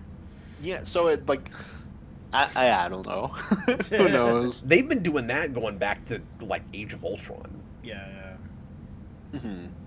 Well, even before the MCU, really, because there was they like brought in everyone at the time, and they were like, okay, we're like trying to kick up a movie, side to Marvel. There's like certain things we need to amp up. Like we need to make Avengers like a big hit right now. Well, that's true. Well, especially like you saw that a little bit with the Inhumans. It just didn't go anywhere in either medium. Yeah, exactly. But yeah, if Feige was actually involved in some way, it makes more sense than I was giving it credit for. So that's neither here nor there. But yeah, when it's hard to say. Like, who knows? Like, it could he could be involved so much as he went, here's a sticky note, and it said, next month the villain is the Kingpin. Like, who knows Well, and my point what still exactly stands, the notes he gave were? See, that's Marvel style right there. My point still Exactly. stands in that there's nothing just looking at the books that would let you know that, so it looks counterintuitive. Where it's like you open a blind bag, it's like Kevin Feige, who cares? Like, You know, and even, somebody would have to tell you that he was in any way involved with that, and then you go, Yeah. okay, I guess, but it's still not gonna like get you excited. you know, even if it was just like a little fun, like con exclusive that was at the table, that if you were somebody who was like a completionist, you could buy. If it's like a blind bag, it's like, who is excited about that? Well, it's also hard to care when you know that under this guy's watch, lately in the last several years, Right. the like people making shows and movies have been told not to look at the source material. Yeah, So it's like which, that guy's signature on comics kind of ticks me off when I know he's been doing that, which is so weird too, because like, or when I know he's at least been okay with that. yeah, and it's so weird too because in the original, if I know my history correctly, he was a producer, and I think he helped maybe script supervise or something on the original X-Men movies. He goes all the way back to X-Men, yeah. And he was actually bringing in issues for the actors. Way like Bryan Singer was like, no, nobody read the source material. No, and, I know. Yeah, That's flipped. yeah, and And again, I don't know if that's if he's changed on that or if he's just let it happen. I'm fuzzy on that, but we know that's been a problem. And it's hard to know too because it's such like a machine now. I'm just saying if he's the man in charge or his name is on things like he's in charge, then he has some responsibility for that. Oh yeah, for sure. Like, Yeah. I mean, well, especially now that he's added the Kevin Feige production credit on all this stuff too. yeah, that's On like the movie and show stuff, not comics, but right. still. Austin, what else do you have, man? Yeah, sorry, I need to go faster. I'm sorry. You're good. No, you're okay. That's on me. I wanted to talk about those silly sketch covers that you showed me. Yeah. The Downey one does look good, though. Yeah, exactly. What he did too, I don't know if you're just seeing the one. I'm He seeing did the a Iron Doom Man one, and then then here's the Doctor Doom one too. I didn't realize that those were both him, but the yeah, Iron because Man they one each looks, did two. the Iron Man one looks better than the Doom one. I looked at the Doctor Doom. My first thought was literally, why does Doctor Doom have boobs? That is, I looked at that. It's like that was my first thought. Like, Well, you got to see Doomsday to find out. It's like, damn, Victor.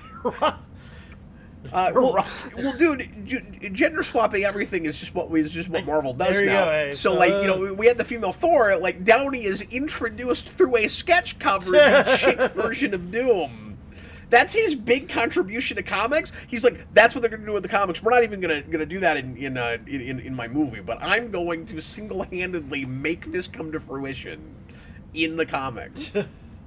He played a black man in Tropic Thunder. He can play a woman in Doomsday. We don't know. You know, Robert Downey Jr., the only man cool enough to do full blackface and get away with it. Austin, that's the funniest thing you said in a while. Thank you. That was Thank you. great. Okay, what else do My you have? jokes are always funnier when they're about blackface. Anyways, my next issue is Godzilla Escape the Dead Zone issue 5. Well, nice seeing you, everybody. I'm gonna be at the. Yeah, but he's not wrong though. Anyway, sorry. Go ahead. My next one is Godzilla Escape the Dead Zone issue 5. Unlike the Starship one, I am digging the little adventure that this book's going on. It's still weird having just a full R-rated Godzilla comic, but it's cool. Like, it's still just basically Mad Max. This issue brings in like a town that are kind of bigoted against mutant characters, and all the main characters in the book are like mutant characters. So we do that, and of course we go to an underground fighting ring because you always have to have You gotta that. have that. You have Thunderdome. You gotta have that.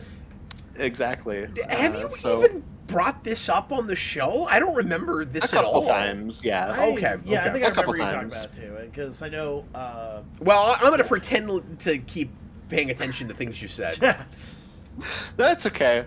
No, I definitely did because last issue had the girl that like couldn't stop crying and was making a river, and I got you guys with my absolutely song joke with it. But Oh, that's right. I anyways. like this. I like this cover with the mutant guy on the beam.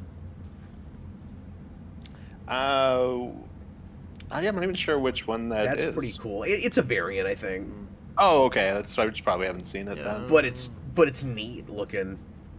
Yeah. Yeah, because the main cover is the giant girl throwing Baragon, and I was very happy that Baragon showed up because I love Baragon. But yeah. That cover has huge, like 90s Dark Horse vibes too. It does. Yeah, he doesn't even know what we're talking about. Okay, moving Yeah. right So along. anyway, yeah. Hellboy. Absolute. We got Absolute Martian Manhunter #7. Yeah, what was that like? Because I have not bought it yet.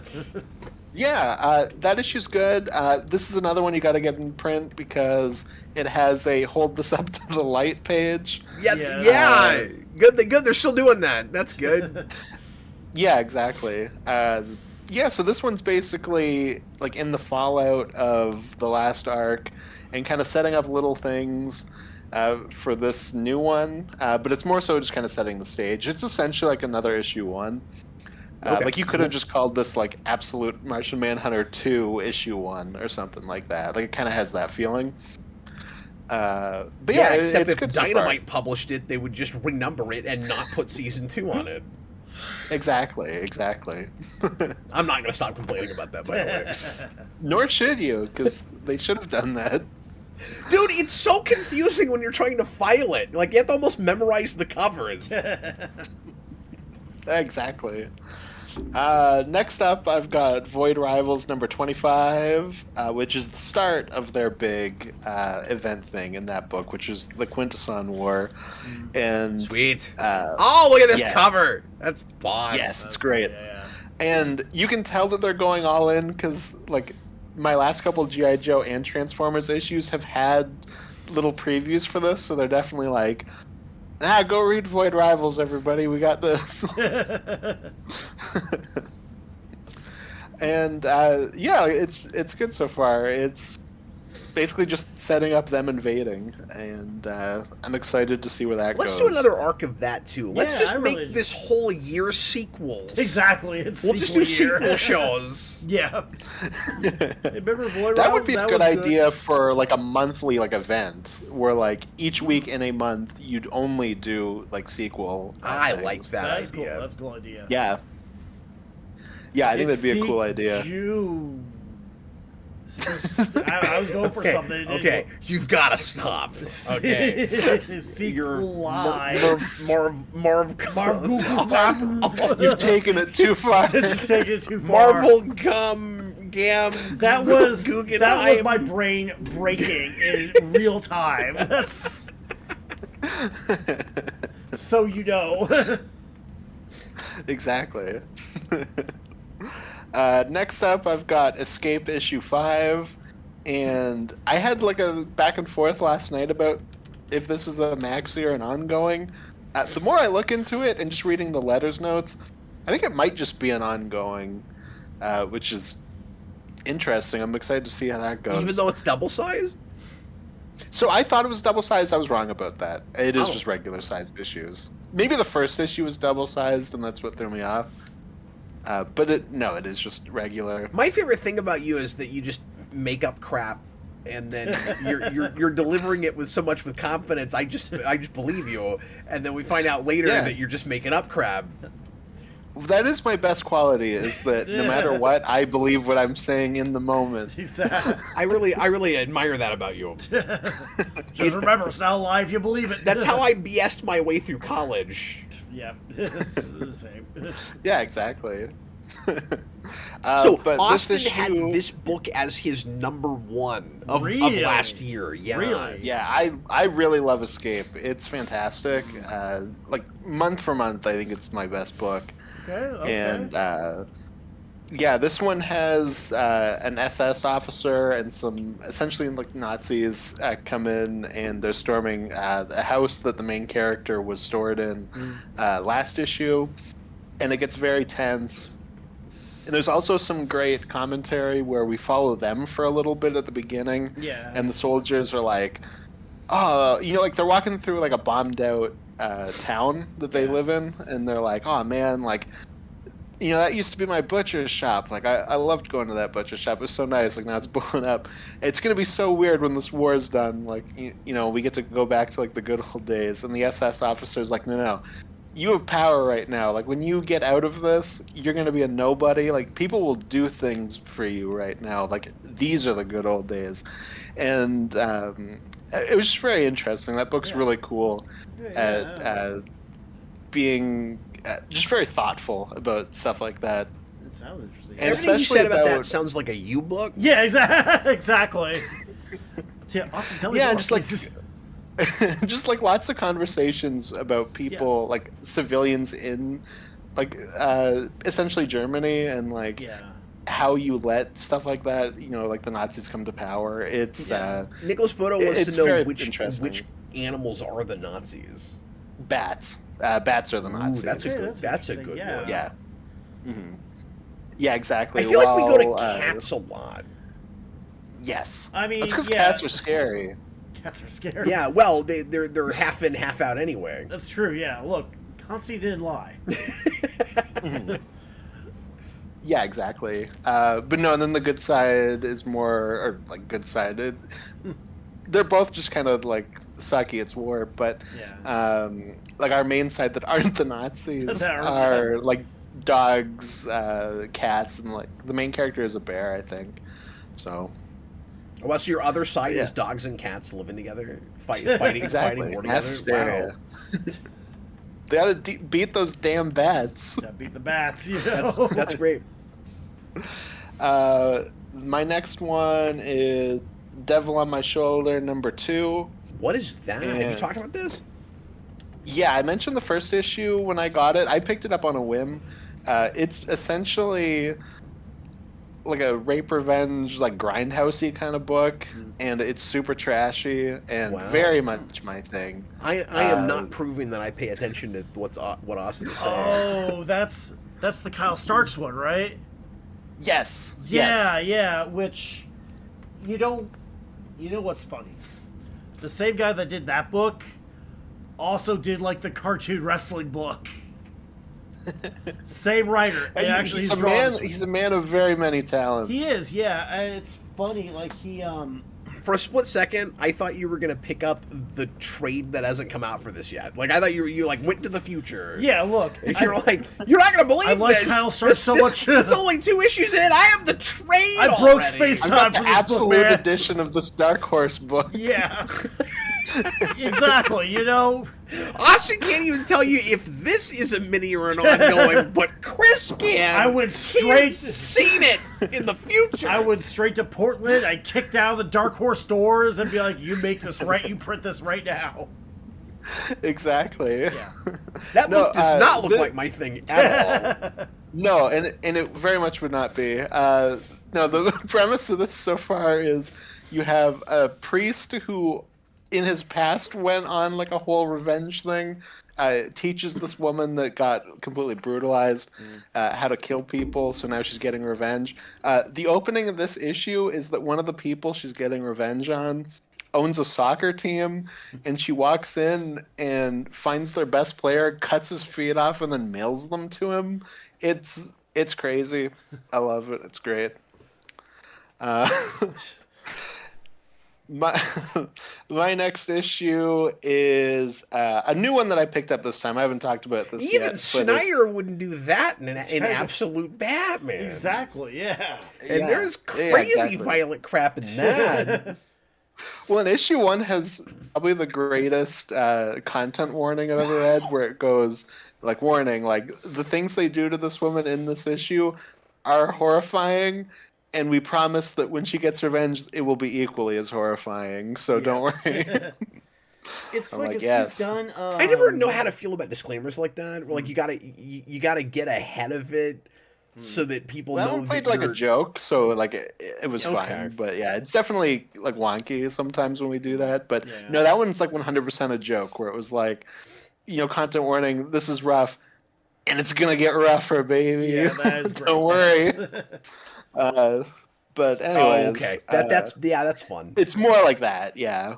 I'm sorry. My next you were saying one. something. Oh no, just the same thing too. Just Yeah, exactly. Next up, I've got Batman Green Arrow The Question, Arcadia, issue 2. Say that 5 times fast. So I didn't even know about this when the first issue came out. Same, I completely missed it Yeah. and saw it with issue 2, and I was like, this very much looks like my thing. I need to check this out. especially since like super awkward titles are kind of the thing on this show sometimes too. I like how gritty and throwbacky this this looks almost Mike Grellish with at least Yes, this which is cover. what they're aiming for. Okay. Yeah. Like both with how the book is in its writing Good and word art. Like it's choice, by very the much way. going for that. You said aiming, and I appreciated the word choice. Right? Makes me But green yeah, with we kind of envy. have. Oh, we have with this because we have obviously 3 characters we're following, and they're each kind of in different places in this conflict. So what we're dealing with is this terrorist group that's attacking this company that is making essentially Lex Luthor land in the sea, but they're making like giant Noah's Ark boats that people can live on. And you have Bruce Wayne who comes to it through their pitch and sees that they're being attacked. So Batman comes in and he's helping them out and he's trying to figure out who's hurting them. You have the Question, who's very like even below that. He lives in like a bombed out city basically, and he's seeing it through like, well, what are these people trying to get from this company? Like clearly they're doing something wrong. And then you have Green Arrows kind of in the middle. And I really like how they're handling that with this conflict, and it also in a way kind of has the thing that I've always said, which is instead of doing more Watchmen, just do stuff with the characters that those characters are based off of. Yeah. Like that's very much what the Question is in this. One of my favorite running great. jokes in it is that he'll call Green Arrow, and then the second he hangs up, he just snaps his phone. Or in the second issue, he's walking around in Green Arrow's like, by the way, they're definitely tracking this call. You should, probably not be calling me. And he's like, it's okay. Like, I got to tell you this stuff first. And then he hangs up, and then he looks down this giant stairwell, and he drops his phone down it, and he goes, there we go. They'll be tracking my phone, so they'll be looking at the bottom of that stairwell. That sounds great. That's awesome. Yeah. It's great, yeah. And then it's just very like 80s gritty DC. Yeah, I will probably go back and try to grab that. The nice thing for you, Austin, about reading regularly in digital is if you miss something, you can just go get it in digital. Yeah, it's easy to just go back and find it. Yeah. Yeah. Exactly. No, and there's a couple stuff I'm trying to catch up on like that. Like I'm still reading through Aquaman and New Superman, and then I'll be able to talk about their new issues when they come out. Like in being a singles collector, I take the risk of something possibly hitting fire and costing 3 times as much just a couple of weeks later. Yeah. Yeah. Yeah, exactly. You gotta have your finger. No, on the and button. especially digitally, that stuff's usually cheaper, like a couple weeks later. Like you tend to pay full price right away, and then if you miss it, it's usually like $3 cheaper. Oh, that's great. Well, especially like Comixology too. They I'm always have. glad they finally started doing that. Yeah. Because years ago they would stay at full price forever, and I No, still some don't do, but like I still don't yeah. like that day and date is still the same cost as singles, or as print. And I won't go back into my spiel about this, but I've been talking a lot lately about how I don't think that would hurt comic shops any more than they're already hurting. And if anything, I think it could help them. So I don't, and like, manga does not have this problem. Why would we? Yeah. No, it's very fair. Another thing too about Comixology too is when they have their sales, where like single issues are like 99 cents. You have like the massive like Steam level sales too, where they mark it down so severely. It's like you're picking up trades for like $2. Yeah, they've been doing it like every Christmas, and then they didn't do it this Christmas, and I was really disappointed. Oh. But it's whatever. Yeah. You bought a So- ton anyway. Yeah, well, I got a bunch of gift cards. I've just started to be like, hey, buy me Amazon gift cards, people, if you don't know anything, because I'll just buy comics. So Yeah. Fair. exactly. Another thing that my I'll say this real quick that my CLZ subscription now gives me is I'm able to upload my my updated list to a cloud, and I can actually web-based show anybody I want to my entire collection. So I can actually people actually buy me comics now. Yeah. You know, like no, that's really cool. Like if my family's looking for something for something to buy me, like Yeah. they can actually make sure that they don't get duplicates now, because people have avoided buying me comics for years because nobody has any idea what I have. Right. Yeah. No, that's awesome. My next book, actually, I think I maybe have two more before we match up, but is Cool. Godzilla Case A #6, which I know you bought, but I'm assuming you didn't read it. Yes, I didn't. I did not get around to reading that, but I thumbed through it because I have no idea what the hell I'm looking at with it. So I own this for the variant cover. So this is the Jurgens in breeding Death of Superman homage variant, which is just awesome. It's just freaking great. That's cool. Yeah. And they actually came back and did this together, and I found out about this a few months ago and immediately put it on my poll. And Chris at the comic shop is also a big Death of Superman collector, and so he ordered me and him, and I think he ordered like 3 or 4 more for the shelf. We assume this will move. Yeah. So It's a great cover, definitely. what actually happens in it? It is an honest-to-God Death of Godzilla story. Is it really? Yes, which does have me going, oh, I don't know about the longevity of this. I don't know how interested I am moving forward. But I'll give it a shot. Okay, but yeah, it's pretty good. It's worth it for this having happened. Yeah. No, that's fair. I love that they even did the title right too. They got the logo, the old school Superman logo too. No, it's Yeah. great. What's really funny is they make Godzilla kind of look like I Doomsday was on just this thinking that cover, too. Yeah. and there's besides the mourners in the background, there's no character on the original Superman 75. So I showed this to Jason, and he was like, is Doomsday in the background on that cover? I'm like, no, it's just the... So what they did was they have the subject of the cover be Godzilla's head, and then they make the cape on the stick way, and it's a flag now, and they made it way smaller, because Superman 75, the subject is the cape, but it's like this big. Yeah. Yeah. So that's how they did it. But it's Godzilla, so it's like, the old school 98, like, the flag is this big compared to Godzilla or whatever. Exactly. It's super nice. It's really cool that they did that.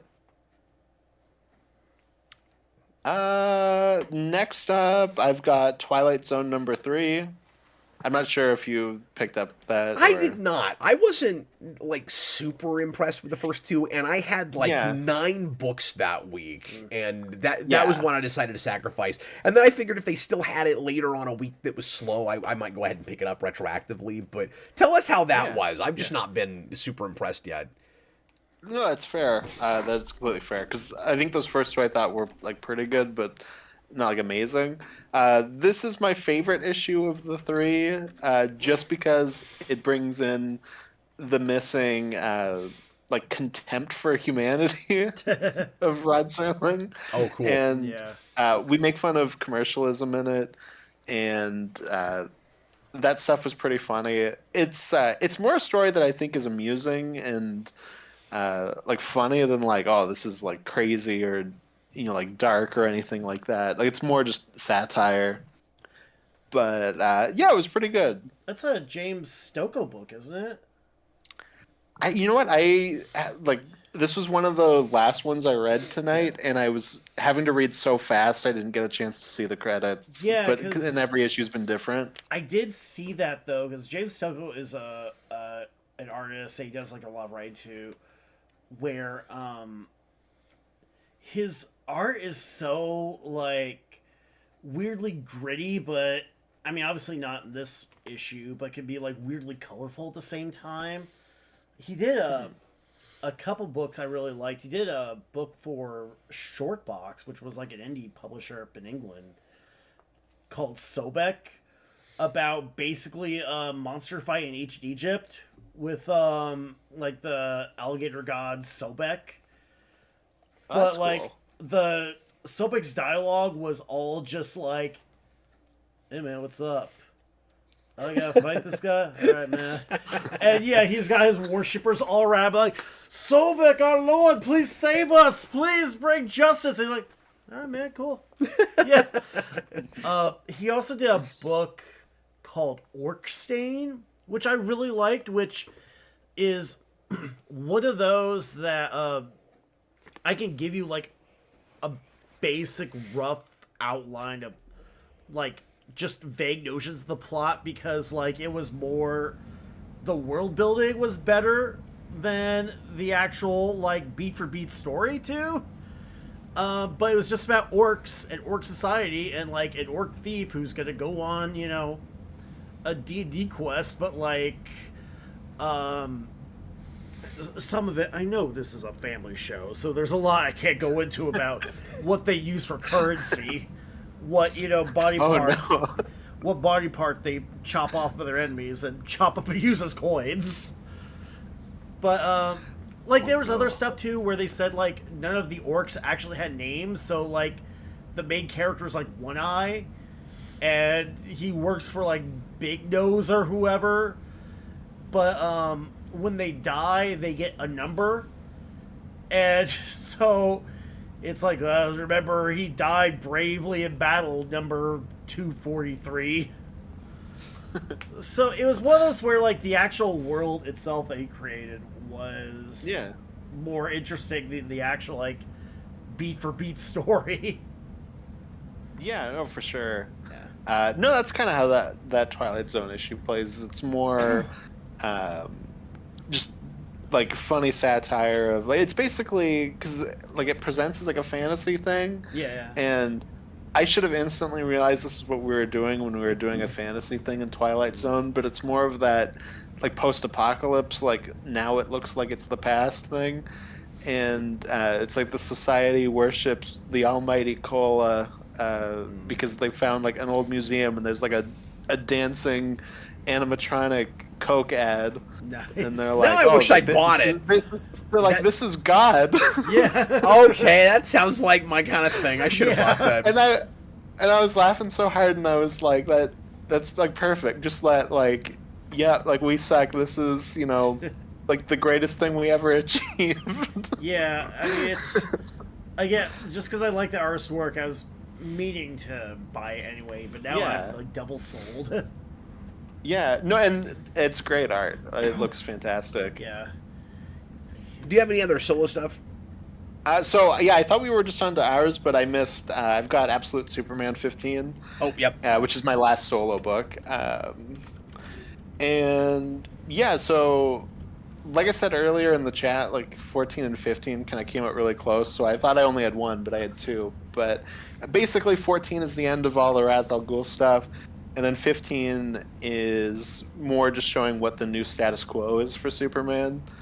And it's pretty good. It's basically, it feels kind of Nightfall-y, where it's like Superman's constantly going around and saving all these people, and he doesn't know how to live with like being able to hear people constantly in crisis and not intervene. So he's like just at all times working and is kind of starting to break himself through doing that. Oh, that's great. Yeah, so it looks like we're going to do something with that. We have the blue suit now, which looks really good. And I like the cover. Yeah. Mm-hmm. Yeah, and we like kind of do Toyman for a second. Not exactly, but like that feels like it might come back later. And yeah, I won't give it away, but I'll probably talk about it next time because it'll be on the cover, I'm sure. But the big cliffhanger on this is we're bringing in another character as like a crossover thing, and I'm interested to see where that's going. Is it Martian Manhunter? No, it's not somebody that actually has a book. Oh, okay. Right. Okay. Yeah. Is it Hawk Girl? I'm just gonna keep throwing out random. You are half correct. Oh, Oh wow! Did somebody return from absolute evil? Is this somebody? I don't know why I said girl. I was just being silly. I forgot Hawkman was in that. Okay, I nailed it. Spoilers on accident. Yeah. Also, the best thing about this book is that Ra's al Ghul's in prison, and Superman's like, you know what? I am going to redeem this man, and he just goes to his jail cell every day and reads him like nice poetry from people that Ra's al Ghul has harmed. That's great. And he's That's like, and every time he shows up, he's like, "I'm gonna kill everyone you love, Superman. Stop reading this poetry to me." That's really great. Yeah. Yeah, so all that's really fun. We'll probably do a sequel review for that too. Yeah. Yeah. I mean, that's But like a- now I'm at the stuff we have together, so I'll let you pick what you want to do Okay, first. what all do we have together?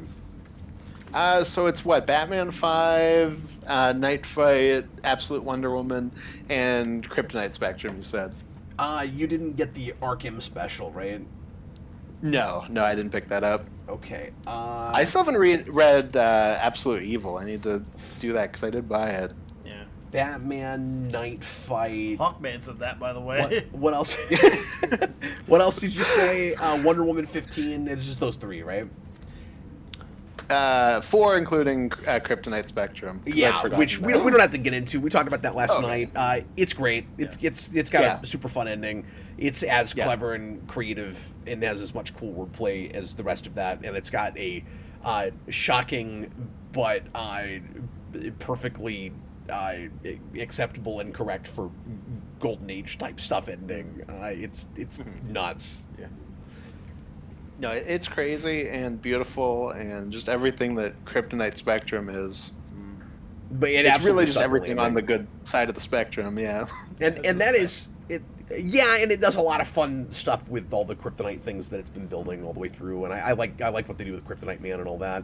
And that is not a miniseries that has pacing issues or is one issue too long or too short. It's like the exact right count. No, and they're good at doing like episodic storytelling. Like that's also how Ice Cream Man is plotted, just like issue to Oh, really? issue, and like everything's different. Yeah, Yeah, they know how to write a comic book. yeah. Like they love that very medium. much so. Yeah. Before we get into anything else, let me hit these 2 super chats just real quick from Senior Yeah. Sticks. Thanks, man. $2 super chat. At this point, are you not B Trades Collector? No, I'm not B Trades Collector. I am still very much a singles collector. It's just where I've always lived, and I like the collecting aspect of first prints and stuff that's like relatively rare or sought after. Or it's fun to see values climb and drop and just where things are. Like I don't plan to get rid of very much, so I'm not in the speculation game of like trying to I do this as an investment. It's just fun to watch it, and I love cool covers. So I will buy trades sometimes for stuff that I just want to read that way. But Yeah, I'm still more of a trades guy, but I like reading new stuff, obviously, month to month. and I'm also still reading a lot digital, so I'm even less likely to buy something in trade now, unless I missed it in singles and there's a really pretty hardcover, and that's good enough. So like I've got the first, for instance, I've got the first issue of Last Ronin, which is pretty valuable now, and I never bought the rest of it, and I don't know if I'll get those in singles finally or if I'll just get the hardcover. Like I read that in digital years ago and never finished buying it, but it's got a really good hardcover. Batman 89 I bought in hardcover. Like I will occasionally do that. Yeah, for sure. Senior Sticks also puts in a $2 super chat and says, would Batman versus Godzilla work as a miniseries? Well, I mean, they have that. It just has the rest of the Justice League also.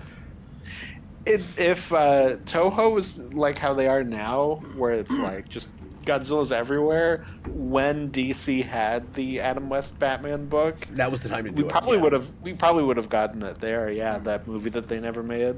Yeah, that was the thing to do. I feel like that's the one big crossover they kind of missed. Yeah. Yeah.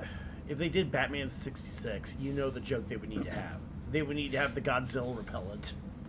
Oh, sure. The kaiju repellent. Yeah, no, I'm sure they would have done that. Yeah. And he'd have to... Well, what's fun is they did stuff in the comics that would be useful against Godzilla. Like, they had a big Batman mech robot in that, and so they could just bring that back out. Yeah. It's kind of an iconic design now. Like, people really like that, and I think McFarlane did a figure for it. And then they also have the Bat rocket ship from Return of the Cape Crusaders, and they could use that against Godzilla also. Yeah, for sure. I just always imagine, and like since I first heard about that, the like, climbing up the wall shot, but just climbing up Godzilla. So as long as that is there, Come on, you gotta have that. That's I never thought about that. That's perfect. That, or you have like Raymond Burr pop out a window too. Yeah, exactly. He's like on one of the dorsal planes. Yeah. That's pretty funny. Yeah. Okay, I talked about the new Wonder Woman, or Absolute Wonder Woman 15 with Batman briefly last night, but I didn't get into any kind of, I mean, I won't spoil too much tonight, but I didn't get into any story stuff at all.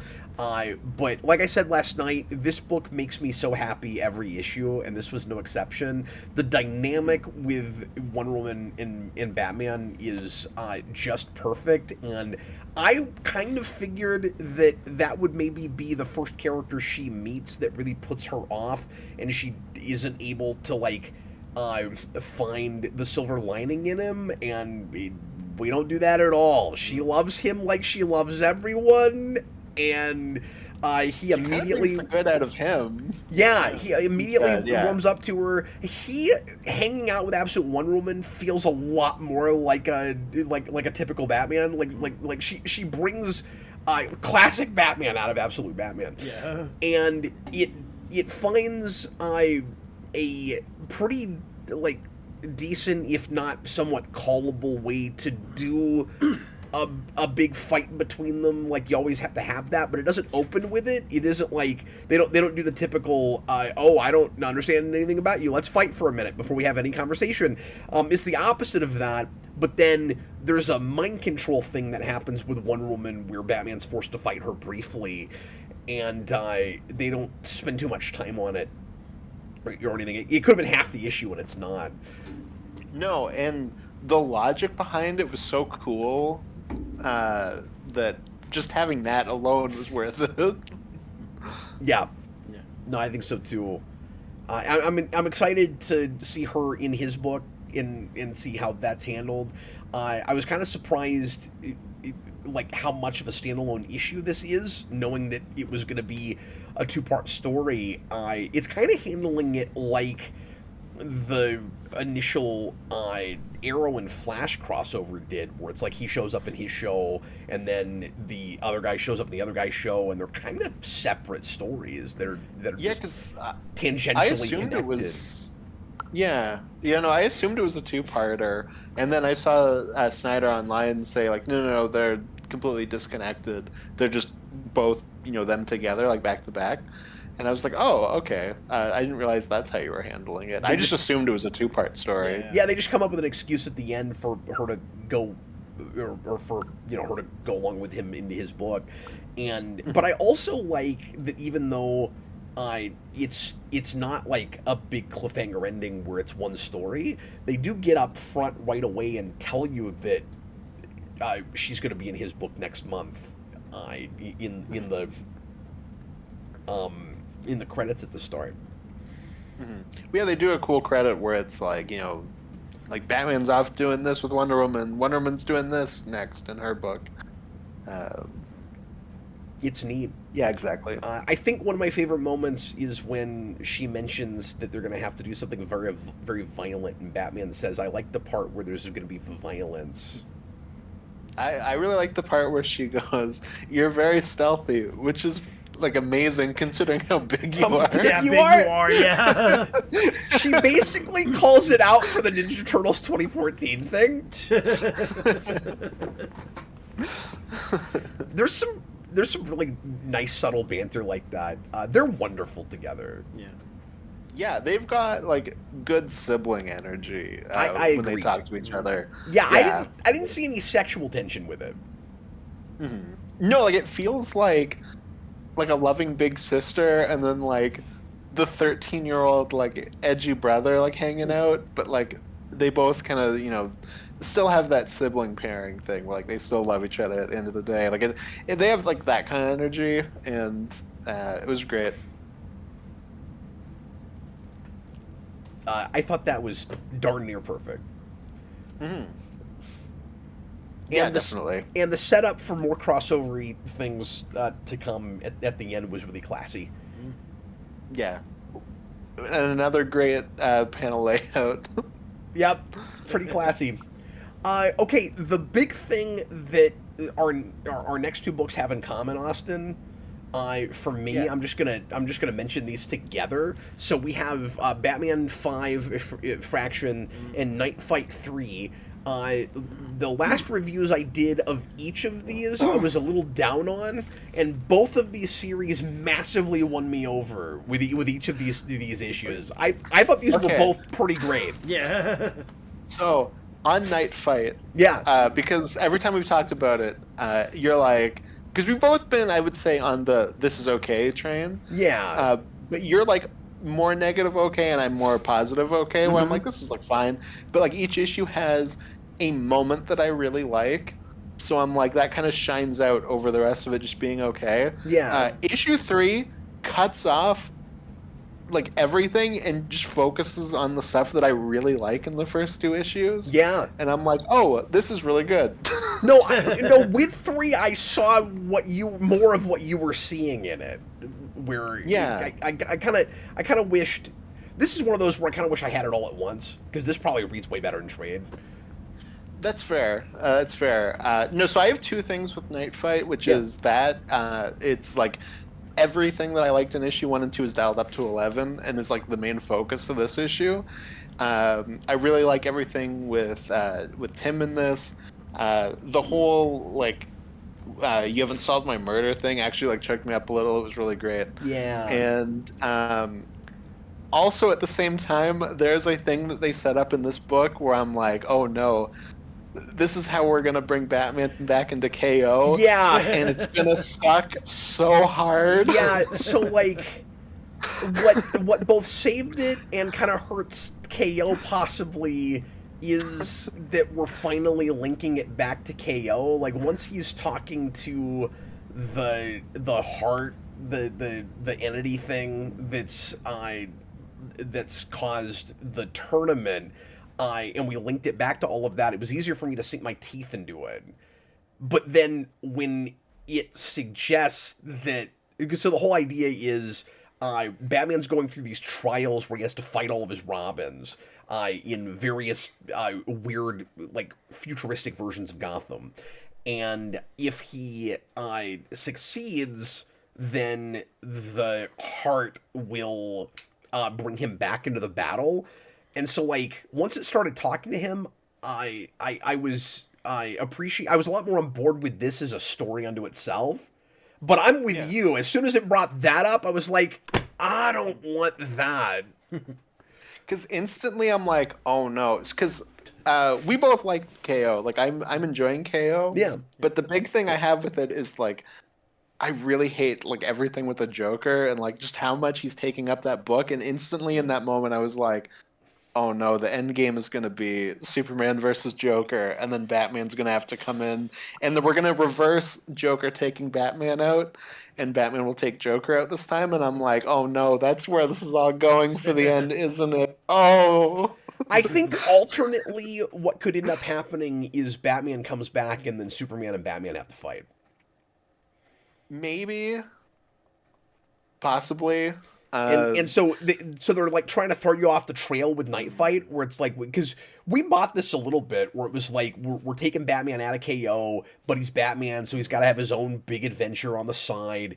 And then my worry is what they're doing instead is they're going to bring him back and they're going to do like a BVS thing at the end of KO. Maybe. So I didn't have that thought as much. I was just like, I can already see them doing like the flip thing. And then they find a way for Batman to defeat Superman, because we know Superman is going to disappear and be out of the books for a while. And so I can see that happening. What would be really funny is if somehow the only way Batman can beat Superman is with his batleth. Comes out with a kryptonite batleth. Which he, by the way, has not been using. He hasn't done anything with it. They made a big-ass deal of it on the covers. He's done nothing with it. I don't even know if he has it. I don't know if it exists in the issue. In issue 2, he finally whipped it out, but he's done, like, nothing with it. Oh, you're right. Yes, he did. Okay. And it's not even, like, strapped to his back or somehow in the belt or anything. It just materializes when he wants to use it. I think. Yeah. But he's got, like, a mother box or something. It is way too Batman-centric to your, like KO, to your point.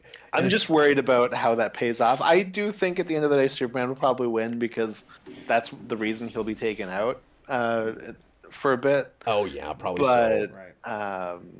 Yeah, I don't know. We'll see. And I could be wrong. Like, but I can also see him having to sacrifice himself in some way and disappearing but not being dead and treating it kind of like a... I mean, I think what you're saying is more likely the more we're talking about it, but I could also see it being like Superman's turn to have like the Dark Side Omega Beam thing, where like they do the Morrison thing with it, where he disappears. He's a caveman. And I don't mean I don't mean exactly the same way that we did it with Darkseid, but just kind of like when we did that with Infinite Crisis or whatever it was. Well, that's why I think it'll be him winning, because the whole thing is that the prize is that you like become Darkseid or whatever. So I'm like, oh, he'll just become like godlike kind of elsewhere for a little bit, until just Darkseid comes back. Because Darkseid's everywhere right now. Every time I pick up a new DC book, he shows up in some form. Yeah. Like, he created the Absolute Universe and is also just like a ghostly presence across the entire DC universe right now. So, yeah, there's definitely like other bigger stuff that they're planning on with that. Yeah. So, but anyways, and then Batman number 5 is a really fun chase. Yeah, and a really decent like possible start for a romance. I thought the date thing was like wonderfully romantic. I wasn't sure how I felt about this psychiatrist character that we've introduced with like a will they won't they kind of relationship with her and Bruce Wayne. They had a lot of palpable chemistry here. I like the personal stakes in it. Like you said, the chase is cool. There's a couple of different factions that are after this woman for mysterious reasons, and Bruce does not suit up as Batman the entire issue and has to keep pretending to be the playboy while he's doing Batman things, and that is always fun. It reads like kind of like a Batman animated series episode to me. And it's got a lot of that attitude about how Bruce approaches both using Bruce Wayne as a mask and how he approaches just women in general. And where he's kind of suave and coy, and again he's wearing that mask. I thought the cliffhanger was fantastic. With the two of them, really surprised me. Was not expecting that.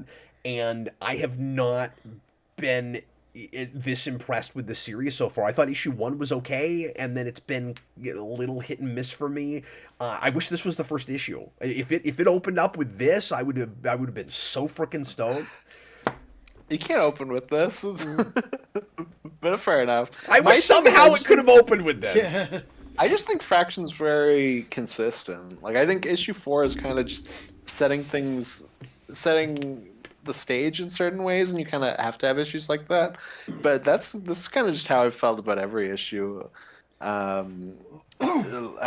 For the most part, I needed this one. I was like almost on the verge of dropping it. Yeah, which I don't know. It's classic Batman. I have not felt that way about it. So, but I did with this. It's very fun. And that makes me wonder if the other issues might read differently to me after having read this, where it's like I was just off on the wrong foot with it and I wasn't getting his Batman characterization, maybe. Because I don't agree with you right now, having only read through these once. It has not felt consistent to me at all. And now that I've read this, I wonder if I'll see what you're seeing in it with everything that you're saying about this issue is what I've been saying about like every issue. No, I know, but I didn't see it. But I didn't see that in them. Like, I'm not with you on that. Right. But yeah, no, it's great. My favorite thing is when Bruce has to climb the ladder, and she's like, "I got heels," so she's like riding on his back. Oh, it's great. And he's Playboy Bruce Wayne, so he's like playing up breathing heavy while carrying her, where he's like, yeah, I'm they like really emphasize like hu's and like stuff in his speech. It's really funny.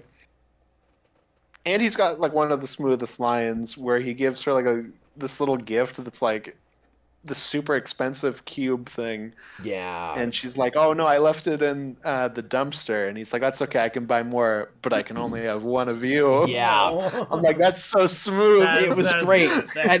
And then he says, I've got plenty of money when we get out of this. You can have as much of that little box as you want. It's great.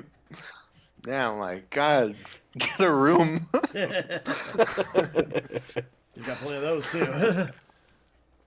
Some of them he's never been in before. Exactly. But yeah, I think that's everything that we have together, right? Yeah. Yeah, I think so. Yeah. Before I go, I'll just throw out this. Chris, I'm doing a 12-month thing where I'm reading a different comic that's like anything from 1 to 12 issues. Okay. Recommended by someone. So if you have anything you'd like to recommend, and I'm not just throwing you on the spot, you can think about it. Yeah, I'll think about it for I a just while. thought I would give you a chance to give him throw in something freaking weird that no one's ever heard of before. Oh, that's also all you read. That's pretty much, yeah. Would you like nightmares? Yeah. I gave Austin something, and I can't remember what it was. Yeah, what was it? I've got a note on my phone. It's right next to the one. I don't even remember what I suggested. suggested. On. You recommended to me Blackest Night. Oh, yeah. Because I was just surprised you hadn't read that. Oh, really? Yeah, no, I haven't, so... Like, everybody's got to read Blackest Night. Yeah. I mean, that was kind of the thing when it came out, too. That was... You went into, like, a message board, and that's all it was talking about. Well, because that's, what, 2010? Yeah. Yeah. So, I don't know, I was, like, 13. I didn't have money to buy comics then. That was the big thing that got me back into Current.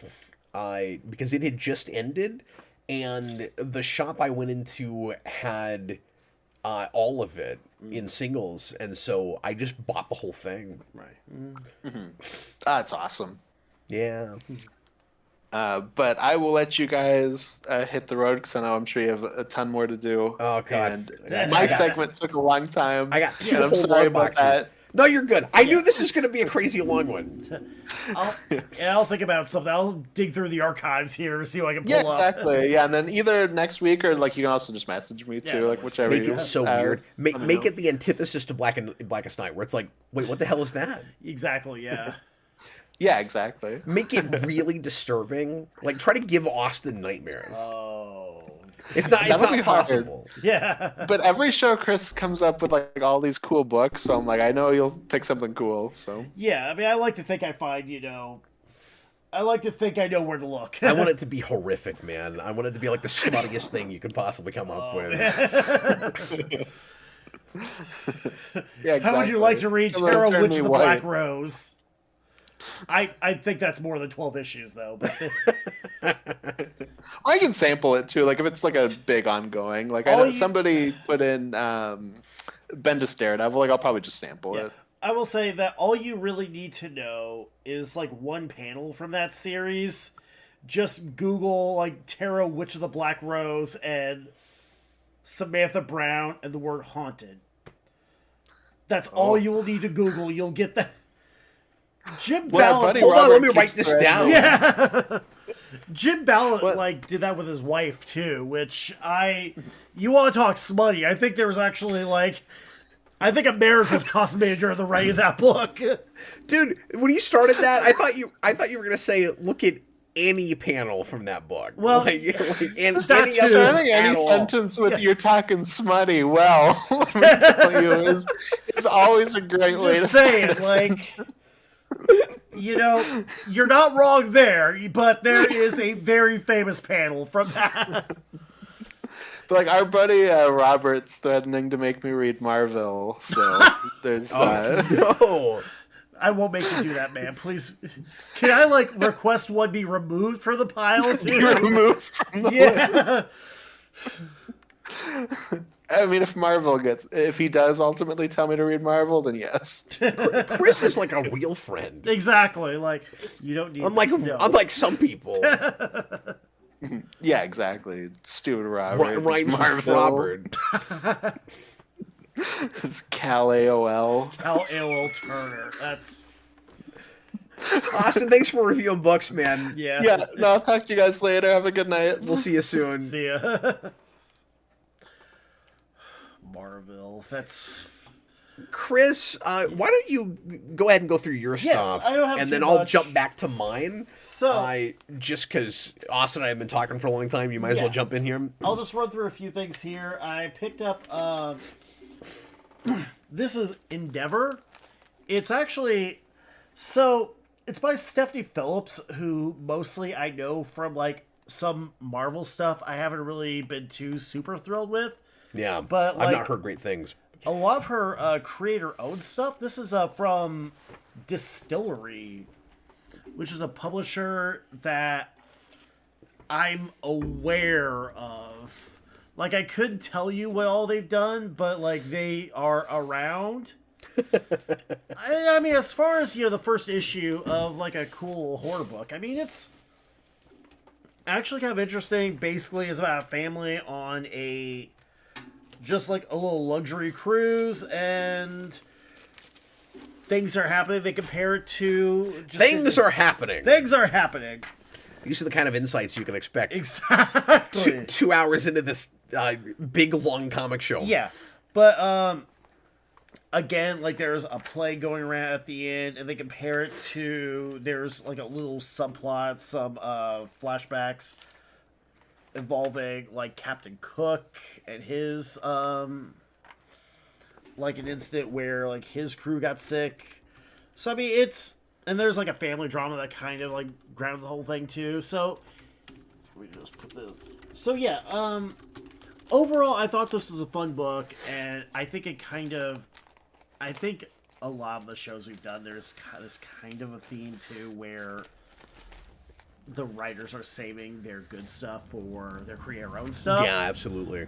But, like, again, I haven't been too super blown away by her Marvel stuff, and I've heard her She-Hulk book is basically, like, super Berserk influence, so, I mean, maybe that might be... But at least her creator-owned stuff is. Brayden, I think those are just the insights we get from Chris. Pretty much, yeah! Look, earlier today I said an artist made art to be looked at, and that was unique. It's 12:30 our time. I'm not... My brain short-circuited That might with be my favorite. Mark That might be my favorite thing you've ever said. Yes. Besides your attempt to mix 3 different things with the word amalgam. With amalgam, yeah. Trying to get amalgam into Guggenheim. Amalgam. Anyway. So, another thing I did pick up Viking Moon. Oh. Which is a cool story. It's actually about... Is that more recent? It's more recent. This is within, like, the last couple of months or so. Oh, okay, cool. Which it popped up. I think one of the last times we did one of these shows, issue 2 was coming up. But yeah, it's a story about Vikings in the Americas and werewolves. So yeah, basically you've got like this lone Viking. He's been fighting like the native tribes there, and then eventually he goes somewhere and Vikings, or not Vikings, werewolves. I'm trying to get to. Do you think the series will end with the moon being destroyed and then they won't say anything about the times? You know, one can hope. One can hope. That art looks all right. Yeah, no, it's been like a nice little horror story. It is kind of exactly what it promises to. Yeah, sure. Like, it's sort of like my one main. It might as well be called like Cowboys vs. Aliens. Pretty or much, something. exactly, Like, yeah. It's that sort of thing. But still, it's like a fun read. It's atmospheric, and so far I've been enjoying it too. And of course, my second to last thing here, I did have to pick up Wrestle Heist. I feel like you've talked about this before. This is like, well, we saw it on, like, we saw the Solicit, and Is that what it was? yeah, and then I actually messaged you afterwards, like, yeah, I bought it. Oh, that's. I told you I was gonna buy it, I bought it. That's why I thought you'd brought it Yeah. to the show already. But Okay. it's exactly, again, exactly what is promised by the title. It is a heist comic about pro wrestlers. And this is actually more or less just like the setup to, you have like the greedy manager who, with his top villain is his top heel, to use the parlance of the is leaving. He makes sure that his neck gets broken, and then you've got like the other wrestlers who aren't paid what they're supposed to be paid. So they're thought, all right, we're going to rob the promoter. And the art is really fun, and there's a lot of references, if you know anything about pro wrestling. Like, we've basically got the Ultimate Warrior here. It looks like an Adult Swim cartoon. A little bit, actually, yeah. And it's funny, too, because, again, this is a Kyle Starks comic. So the same guy who wrote the Smutty Grindhouse book. Yeah. In the Twilight Zone. Exactly, yeah. But another thing, too, is there's a bit in the back where they have, like, a bunch of comic creators who just talk about their favorite pro wrestlers. Oh, that's fun. And that's kind of nice, too, because right up top you've got Brian Azzarello, you've got Chris Condon, who we've read. I always forget what he... Oh, he did Ultimate Wolverine. Oh, there you go. Yeah, so yeah, that's kind of nice. That might show up on one of our lists later. It might. We'll see. Yeah.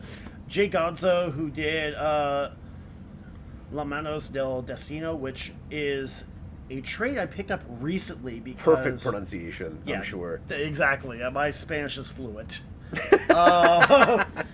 Yeah. But, which actually is a cool trade. I'll have to bring some time, too, because it's visually impressive. It's a luchador comic that is just incredibly vivid. But, again, like, I don't know how many wrestling fans we have in the comments here, but the cover is done up like... Right now, I don't know, but I know we've got quite a few in our viewership. Yeah. But, yeah, the cover is done up like an old issue of, like, Pro Wrestling Illustrated. The back matter is done like a lot of their articles and organized how they would have before. But, so, yeah. Box Brown is also listed here. He did a trade, just a biography of Andre the Giant that's super good, that I would, again, I'll have to bring some time too, because that's a book I would just highly recommend if you're any sort of wrestling historian, or if you've just seen The Princess Bride, which, I mean, there's like a whole part where he's like, I love being on the set of The Princess Bride because no one looks at me weird here. It's like, oh. And the last thing funny. I brought a manga. Ooh. Yeah, we don't do that here, Chris. No, I'm Yeah, kidding. sorry, yeah. But How big of a manga reader are you? not super big. Okay. It's just one of those, if I see one I like, I'll pick it up. Or if I see one that I hear is super good. But this is Pluto. And Pluto is I'm pronouncing that weird. Pluto. But, so, This is a book that should not work. It is essentially a gritty reboot of Astro Boy. Okay. But they Crazy. did it as a murder mystery. Like, it opens with... Interesting. Yeah, and it opens with the murder of a robot named Mont Blanc, and then the more it goes on, like, humans are dying, robots are dying, and it's like, okay, no one should be able to do both. And then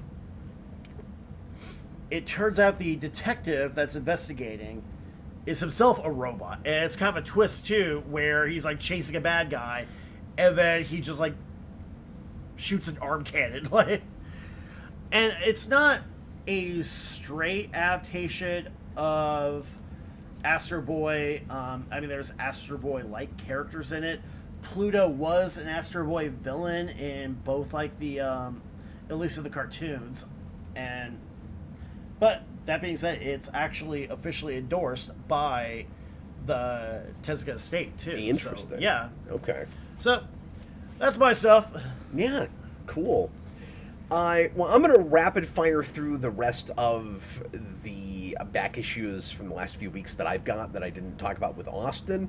I did briefly mention Turtles Godzilla 2, so I'm not going to review that anymore, except just to say it's got a really exciting ending if you know your old Godzilla movies, and it continues to be really fun. And like I said, I like the blend of Ninja Turtle stuff that I love and Godzilla stuff that I know nothing about. Yeah.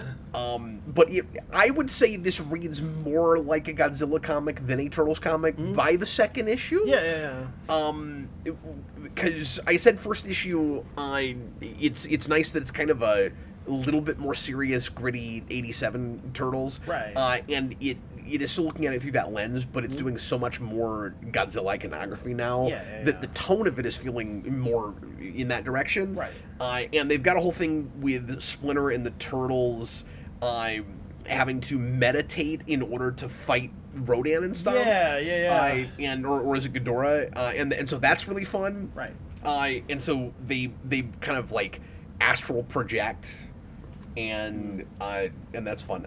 Then I'm just no particular order in when these came out. Here is a one shot that Boom did for Power Rangers. It's nice when they go back and do Mighty Morphin stuff because I don't care about Prime. Yeah. Prime is getting canceled, so I think we're probably gonna find ourselves going back to more Mighty Morphin. But we'll see what they end up doing. This is Zord Quest, which is kind of an oversized one shot that costs too much, but the art is sort of worth it. So this looks great. It is too much like an episode of Mighty Morphin for my taste. What's usually good about Boom Power Rangers is it's a little bit more sophisticated in its storytelling. This isn't really. There's some kind of like fun, clever stuff in it. Like it's got a axolotl monster. Okay. At the beginning, which is amusing. And side note, I didn't until recently, like a few months ago, even know what an axolotl was. And I don't know what it is right now with the popularity of that animal, but it's shown up everywhere. When I first saw it, I thought it was a Pokemon. Yeah, I can see that. It looks like a real life freaking Why is this animal just taken over the universe? That's a good question. Like suddenly, it's everywhere. I know a guy with a pet axolotl too. So really? Yeah. But have you been to Atlas? The like nerd geek sphere? Yeah. Friggin' obsessed with axolotls. Yeah, I don't right know now. what it is. I was guys, have you been to Atlas 9 yet? What is that?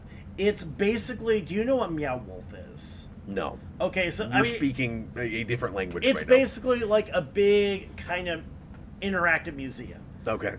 Is this some local thing? Yeah, or? it's actually just like Casey K just right outside Legends. Oh, okay. Cool. Yeah, but yeah, that's their mascot for some reason. And it's like it's everywhere. Yeah.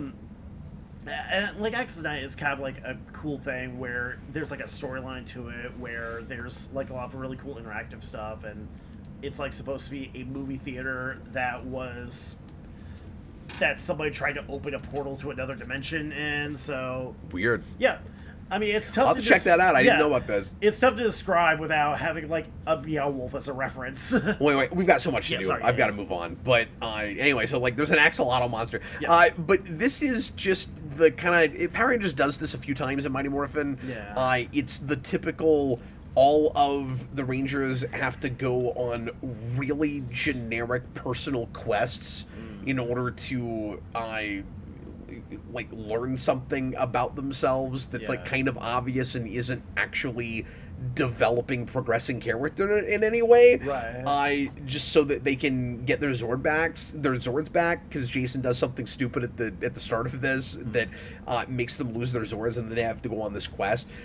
The only cool new thing it does really is it introduces a new alpha-like robot that's called Beta 1, I think. Beta 1 or Beta 5, I can't remember. And he's got kind of a cool design. Yeah. But this, I'm in it for the art and kind of nothing else. Here is the Batman Arc M special, which, as predicted, immediately is costing too much online. And as soon as this came out, some stores, and any store that did this, people should not patronize, by the way. Right. Comic shops, not mine. Yeah. Because mine is awesome. Right. When this came out, immediately tried to sell it on day one for double cover. Oh. Because online was already doing that. That's not okay. No, Stop sure. it. I just want to throw that out there. Right.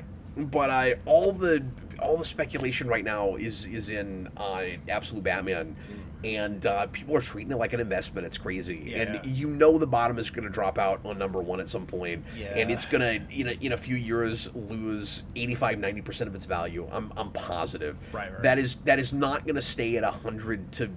Like, there's 9.8 slabs that people are trying to sell for $400 right now. There are over 1 million copies of this thing. Stop it. Yeah. It's ridiculous. Well, allegedly, because there's like variants, and I think they might have done blind bags with it. I can't remember. We've talked about this. There's somebody putting comics in a shredder just to lower the numbers. DC admittedly did not know just how well that was going to do, and that's why the first printings of that are highly sought after. Yeah. There are enough copies of that book. Yeah. Sorry, there just are. Right. Anyway, the Arc M special is background for Jeremiah Arkham, who I don't think we knew for sure was even in this universe yet, or maybe he's been name dropped already, and I forgot. Yeah. We did know by this point that Arkham Asylum is a thing, which was kind of a surprising reveal, because the Arc M idea I thought was Snyder's kind of new interpretation of Arkham. Yeah. And Arc M is, of course, related to Arkham Asylum, but I thought they were doing this kind of weird, cutesy reimagining thing where it wasn't an asylum anymore. Right. And it was part of this grand Joker conspiracy, and like it is still that. Yeah. But there is a Arkham that predates the Arc M thing. Yeah. So it's both. Right. Which kind of surprised me. Right. But I enjoyed this immensely. I thought this was a pretty excellent kind of back matter story. And it's sufficiently disturbing. It's an absolute Batman story. Yeah. I've been hearing complaints that it goes too far in how disturbing it is. I don't agree with that. I don't think it's any crazier than anything else it's done. Right. I think it's probably. I'm going to try not to spoil too much. There's a violent thing that happens toward the beginning, and again, this is a story that is being told by Jeremiah Arkham in 1945, some of which goes all the way back to the mid-1800s. Yeah.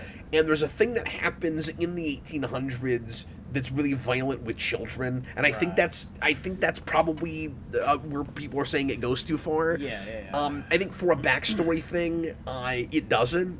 But anyway, there's this kind of hint at first that the Joker might be Jack the Ripper. Yeah. And it's connected to that, but it's not exactly what it looks like ultimately. There's kind of a cool, fun mystery with all of that. I like how screwed up this Arkham is, where eventually the asylum is built. Like originally Jeremiah Arkham, who has a really messed up, kind of sad, tragic backstory that I won't reveal, tries to kind of give back to his community after his mother. I don't want to give too much away. Right. A horrible thing happens in his past with his mother. And he is surprised that he lives through it. Right. And in order to give, in trying to give back, and sort of, not exactly in a Batman way, but the Batman idea of not wanting this to happen to anyone else, he establishes Arkham Asylum and is trying to help people with major psychological issues, and the asylum eventually is completely perverted to try to create the psychopaths. Right. And I thought that was a cool angle. Yeah. And there are some big name drops of villains that we weren't sure when we would get to, that are maybe coming sooner rather than later. And so it's a lot of good back matter and setup stuff. Yeah. And I was actually really quite happy with it. Marvel Zombies Red Band #4 is maybe tied with the first issue for my favorite of these now. I've said a lot, kind of disappointed that we didn't continue more in the direction of the first issue, and that we're kind of jumping years and kind of redoing a bunch of events with Marvel Zombies. This one does a zombies version of Civil War, and it's really fun, and it's kind of just hilarious. Captain America, this is what I always liked about Marvel Zombies. It really taps into this, where Captain America is in a weird, twisted zombie way, trying to hold on to his American values. Right. And it's just kind of wonderful. Yeah. And the like different odds that he and Tony are on is really fun. And there's a god coming that Tony is sort of worshiping, and Captain America doesn't want to lose his freedom, even though he's a zombie and he's eating people. It's kind of great. I like what we do in this with Jessica Jones and Peter Parker. There's actually some kind of touching character stuff in this, and it's feeling more like a cohesive story now, in a way I wasn't appreciating with it before. So it kind of winning me over a little bit. I'm not excited about the God thing. And they've already revealed the cover for the next issue, so the spoilers, but I am going to spoil what that is. I thought it might be Galactus. It's null. Because of course it is. So I'm like, we're just talking about that too. We're just talking about that. Spider-Man 94, I already talked about a little bit earlier, so I'm not going to get into this again, but it's better than it has been. I like the Craven stuff, okay. But I already talked about that. Sonic 83, since I've come back to this series, this is my favorite issue, and a lot of that's just because it's a real classic Ian Flynn singular story. It's a big Eggman boss battle with Sonic and Shadow. It's mindless in exactly the right kind of way. And it's a lot of fun, and I'm very intrigued by the character that they put on the cover for the next issue. They're doing the girl from Sonic Frontiers. I think her name is Sage. I think that's that character. Kind of shocked to see that in comics, and I love that game, so I'm kind of excited about that. Ninja Turtles Battle Nexus 1 and 2, because this is coming out weekly.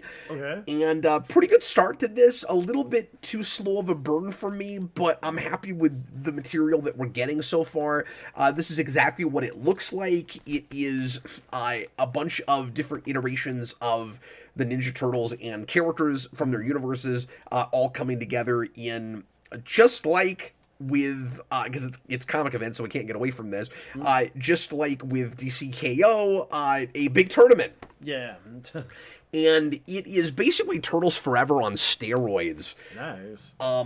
The first issue, at least with this cool variant cover that I bought, already has the Mirage black and white Shredder on the cover, but he's revealed at the end of this issue, and then he's got a big fight with Leonardo in the second issue, and I love his characterization. I love how extremely full of himself and conceited the Shredder is. Yeah. And he thinks he is so much more powerful than he is, and it's really funny.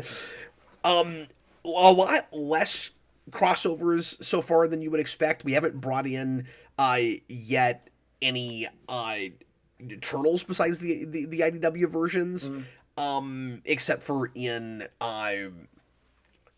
what am I trying to say? Backup features. Yeah.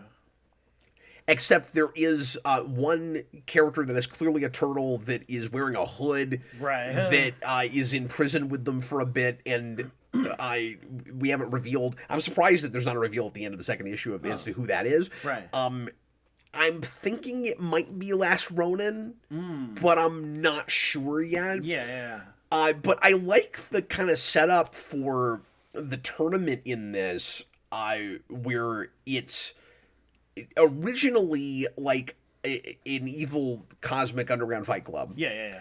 And then it becomes legitimized. Right.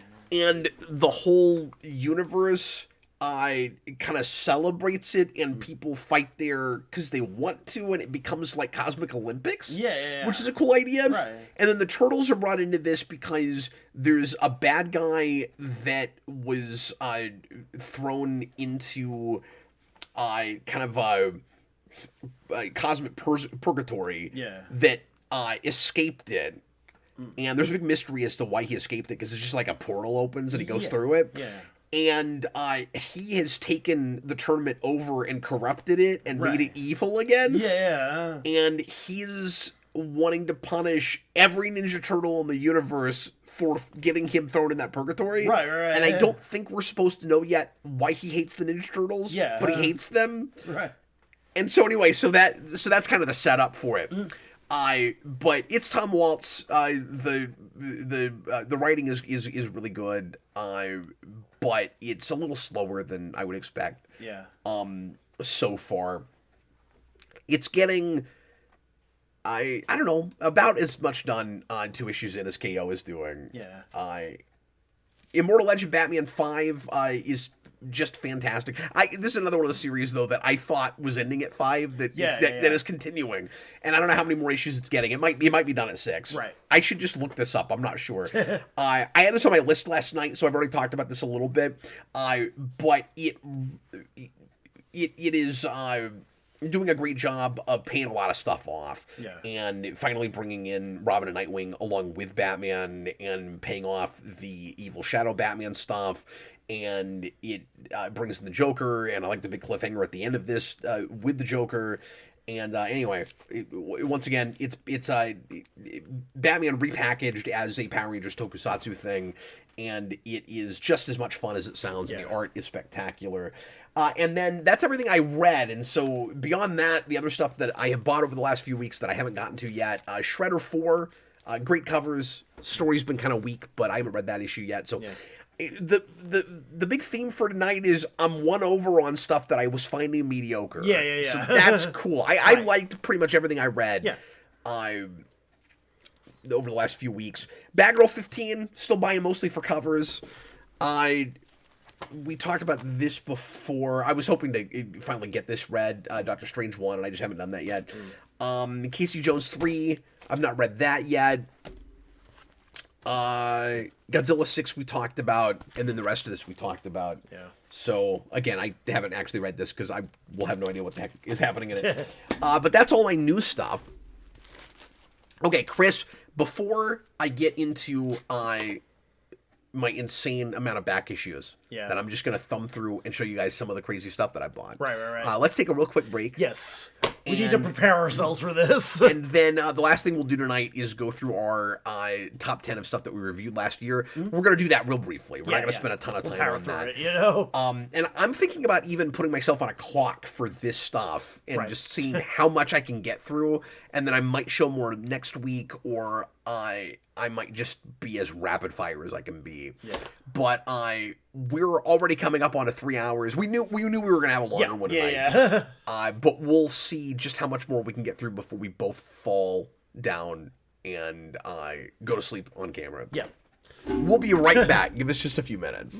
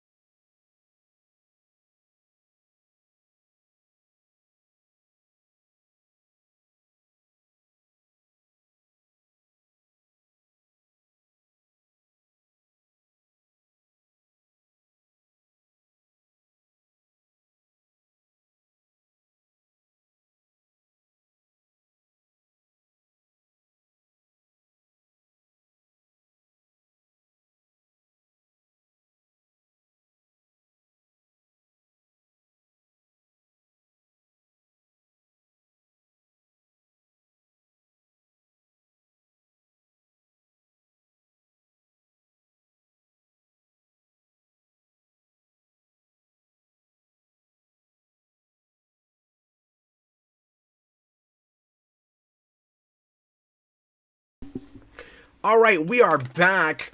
I bought, like I said, a ridiculous amount of comics over the break. I think I've doubled my count since I started buying comics again last year.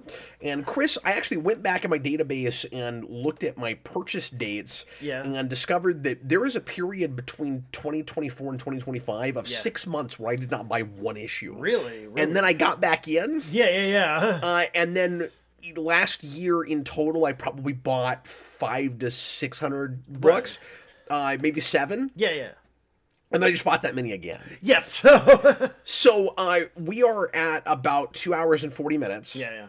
I am going to put myself on a clock. Right. And I'm going to go through what I've got in 20 minutes. Okay, all right. 600 books. Okay. I'm going to show you as much as I can show you in 20 minutes. All right, sounds good. And then we'll do our list. Yeah. Are you ready? I'm ready. Ready for the gauntlet? Yeah, I'm ready for the gauntlet. So I need you to not take me down any rabbit holes. I will do my best. I will try to reserve. I know it's hard. Yes. I like doing that too. But I just can't do a 5-hour show. Fair, yeah. Sorry, let me just give myself a little bit of space here. The clock hasn't started yet. Okay. All right. So, real quick, so every now and again I will run into a single that I'll have to spend a little bit more time on.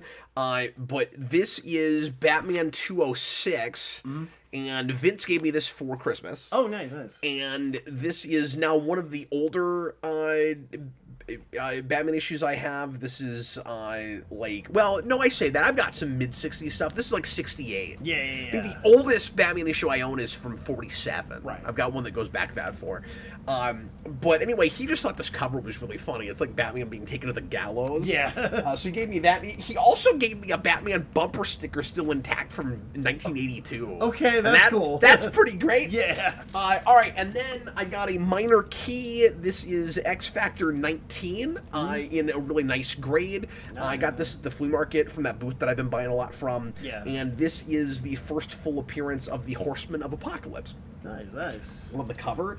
I bought a ridiculous amount of DC Star Trek. I've been wanting to complete the Peter David run. Yeah. And all of the Volume 2 stuff. So I don't know if you know this, but DC Star Trek is in 2 volumes, and the first volume I thought was really short. Yeah. It turns out it's like 60 issues. Really? And it's hard when you see the covers to tell which volume it is. Right. Because at some point in that first run, they go to movie stuff. Yeah. And then in Volume 2, they're doing TOS uniforms, and then in the middle of that, they go to movie uniforms. And so both series have this. Right.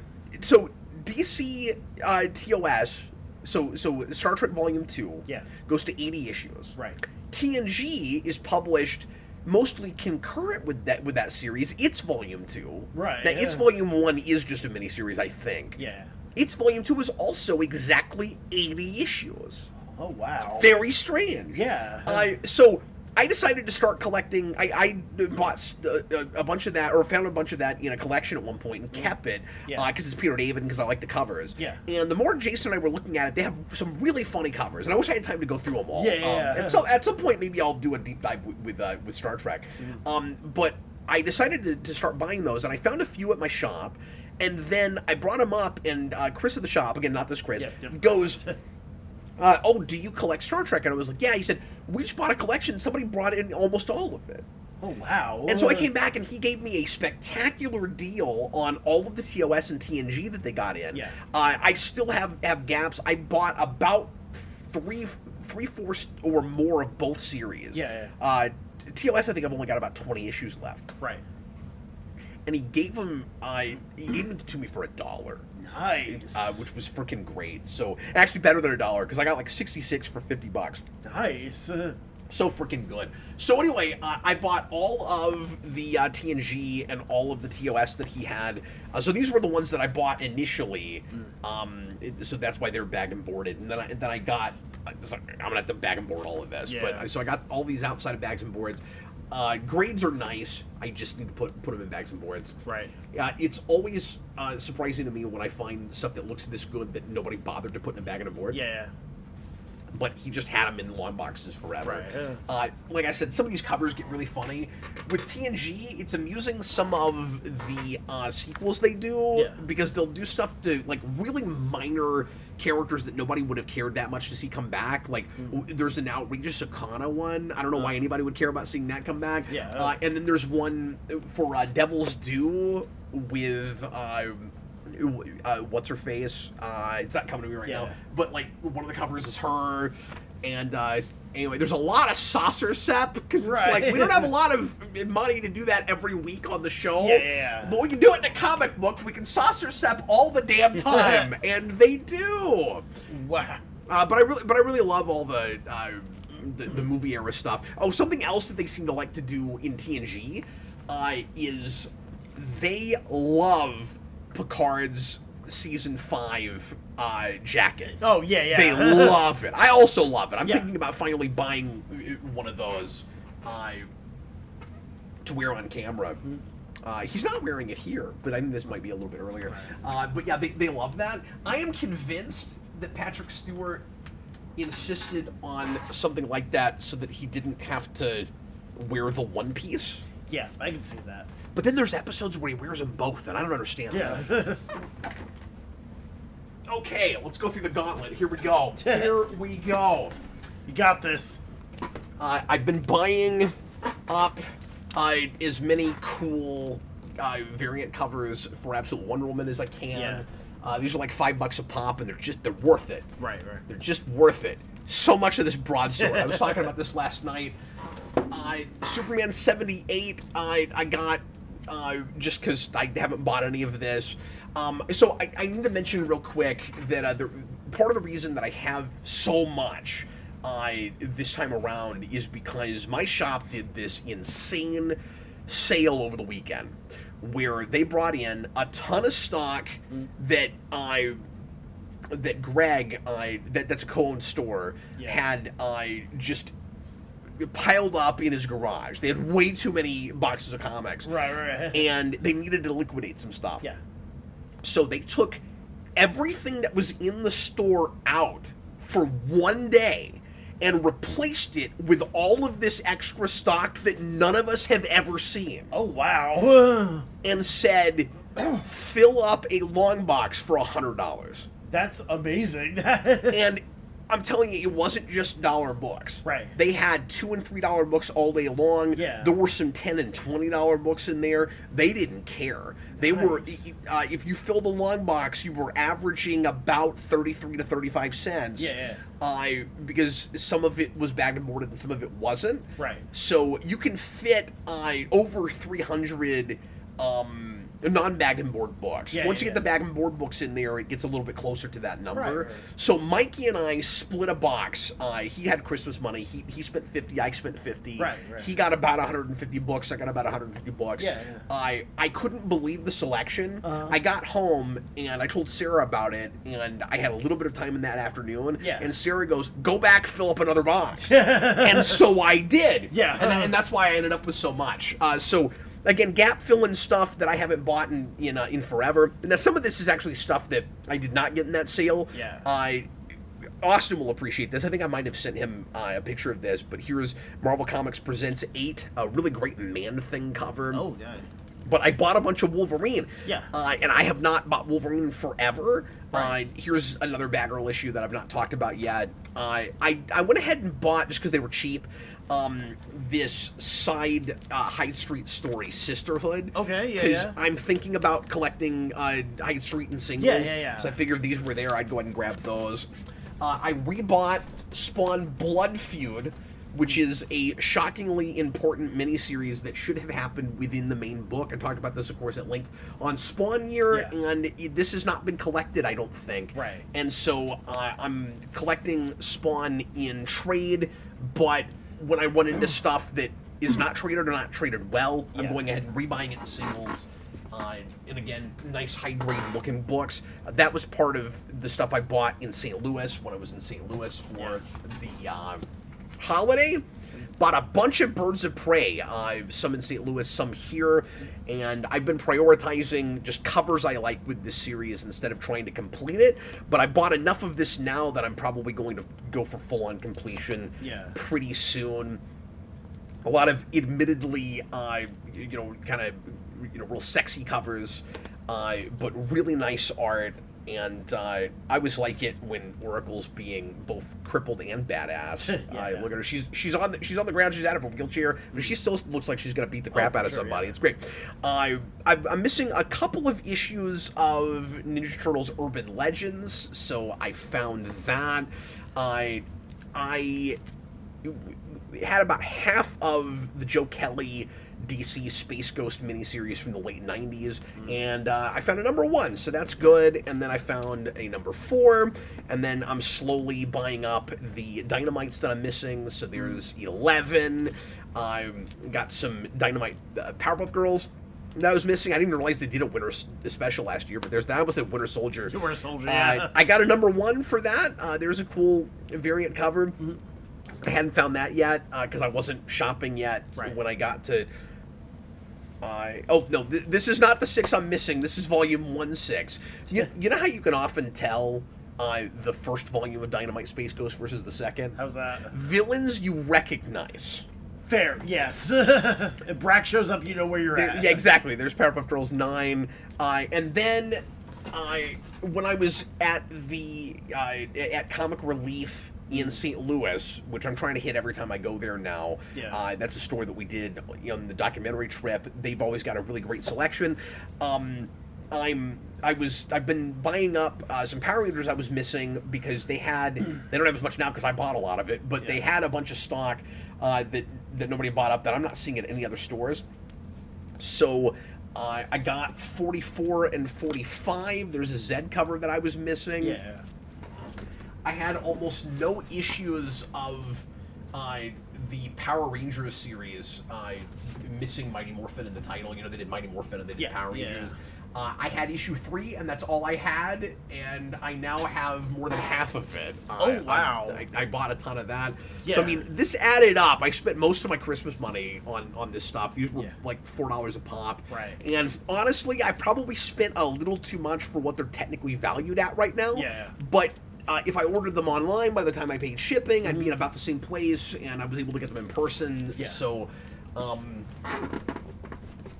I'm not shedding any tears about it. Yeah. And then, sorry, I missed something here that I wanted to show you. Oh, here we go. So I got some really cool variant covers also for Power Rangers. This is Power Rangers Ninja Turtles 3 number 2, which I already have, but I love this cover. Yeah. With Raphael and Jason.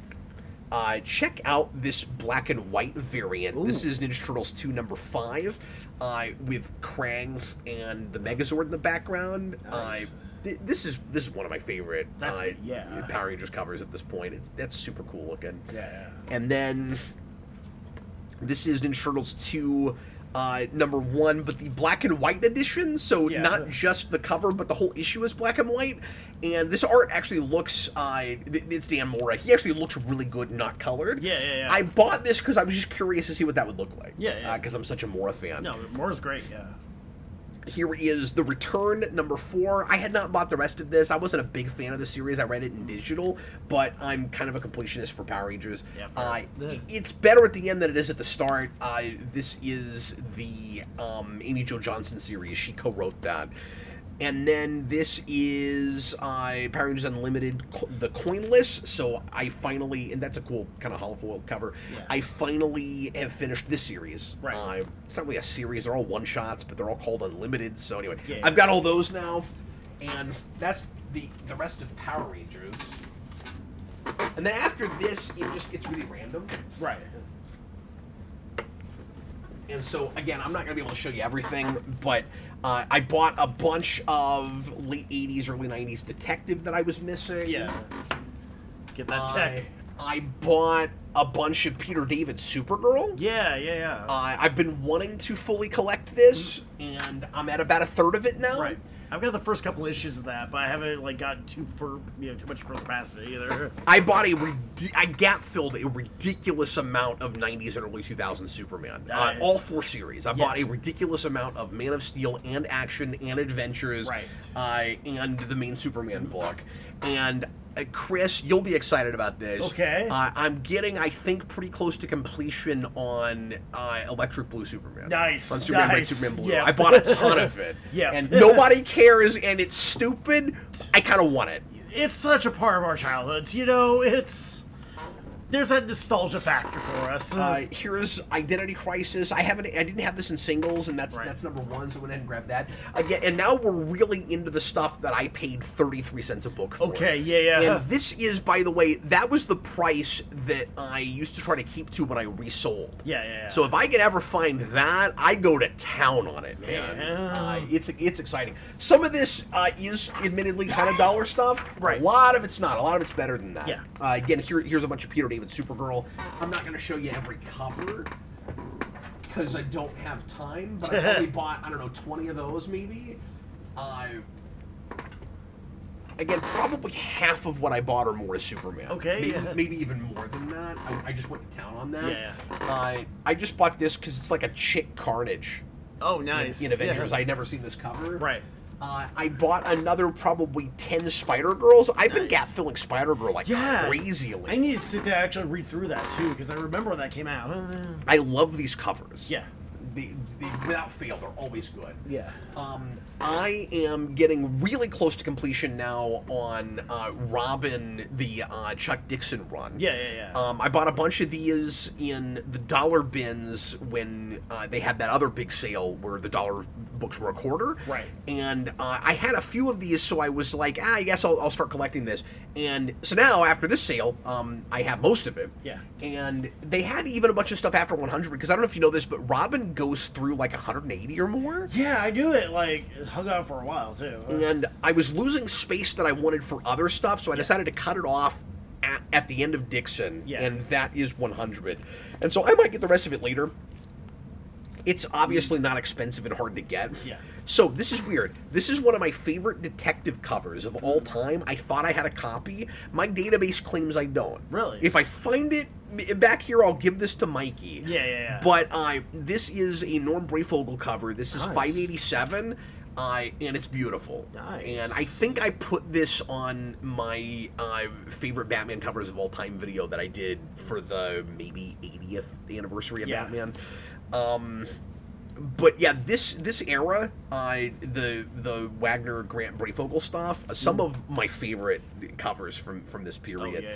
This is another one that I've always loved, and That's I'm great. very surprised I didn't already have. Dude, 33 cents an issue. That is a deal. That is a good deal. Right? Yeah. A bunch more Spider-Girls. Again, these covers, man. Yeah. They make me very happy. I hope this is fun and interesting for anyone. Here is, so just more of this Spider-Girl stuff. I like the female Scarlet Spider. Gods and Monsters. Yeah. We love that in comics. Yeah. Let me move this stuff. Okay, I'm not going to make it quite to 20 minutes. Right. But I think I'm doing okay. You are. Don't fall asleep, Chris. I'm You're alive. okay. I'm still good. I'm hit. More detective from that period. Again, I'm not showing you everything, but just a ton of detective. I was excited to find this much. I was also happy when I was doing the sale. Yeah. That there were several guys in there doing these big long box pulls, where you saw these huge stacks that guys were stacking. Nice. Nobody seemed to be after my stuff. I wasn't really fighting anybody for anything.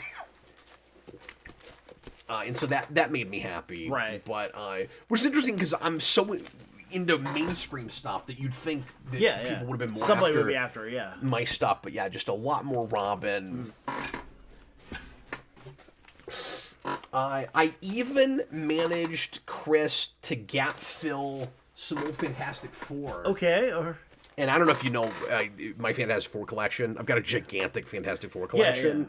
But here's 194, 33 cents. Originally a 35-cent comic, Chris. There you go. Discount. The stuff from this period is not worth a ton, but nice to see things of this age there. Yeah. Here is the original volume of Superpowers number 1. I have a little bit from 2 and 3, I think, but I did not have this. Yeah. More Spider-Girl. I bought quite a bit of 70s World's Finest. Nice. In pretty high grades, I think. Yeah. These are $3 to $5 books. Yeah. Here is a facsimile edition of the famous Justice League 28 with Starro cover, which I actually almost bought at the shop once for like $5, and I found it in the sale, so I went ahead and grabbed that. I was missing this. I'm a huge fan of New 52 Supergirl and did not have a number 1. I don't know why, but I didn't. I had never seen this before. This is a Walt Simonson Superman oversized one-shot called Last God of Krypton. The art in this is spectacular. Yeah. It's really interesting. Well, it's Walt Simonson, too, so how bad could it Well, be, I don't right? even think he drew it. Greg and Tim Hildebrand. He might have just written this. Crap, the Hildebrand brothers. Yeah, it's really neat looking. Yeah. I have been slowly buying up the Perez run of Wonder Woman. Here's number 3. Yeah. 33 cents an issue, Chris. Again, I bought some of this weird Superman Blue period. Do you remember Strange Visitor? Oh, There's Strange Visitor. Vaguely. Yeah. And I'm not going to be able to go through all of this, but there's just a ton of it. Right. You and I should review some Superman. We should, actually, yeah. Chris has a shirt. I have a couple shirts, actually. Wait, really? I've got the electric blue, but I've also got the Fleischer. Oh, that's cool. Yeah, I saw them both and was like, I need both. So you know what we need to do? What's that? I should see if anybody's made a Superman red version of that. Oh. We should wear them both. Yes, we On should. camera. I think that would be so funny. Yes. I bought some 90s Flash. I'm not a big Flash guy, but I love just this era of DC in general. Yeah, and so I've been yeah. slowly buying this series. Is that from the Wade run? This is, I think, maybe after. No, this is 90. But it's not Wade, I don't think. Huh. It's Messner. Oh, yeah. Does Wade come on after him, maybe? I don't remember.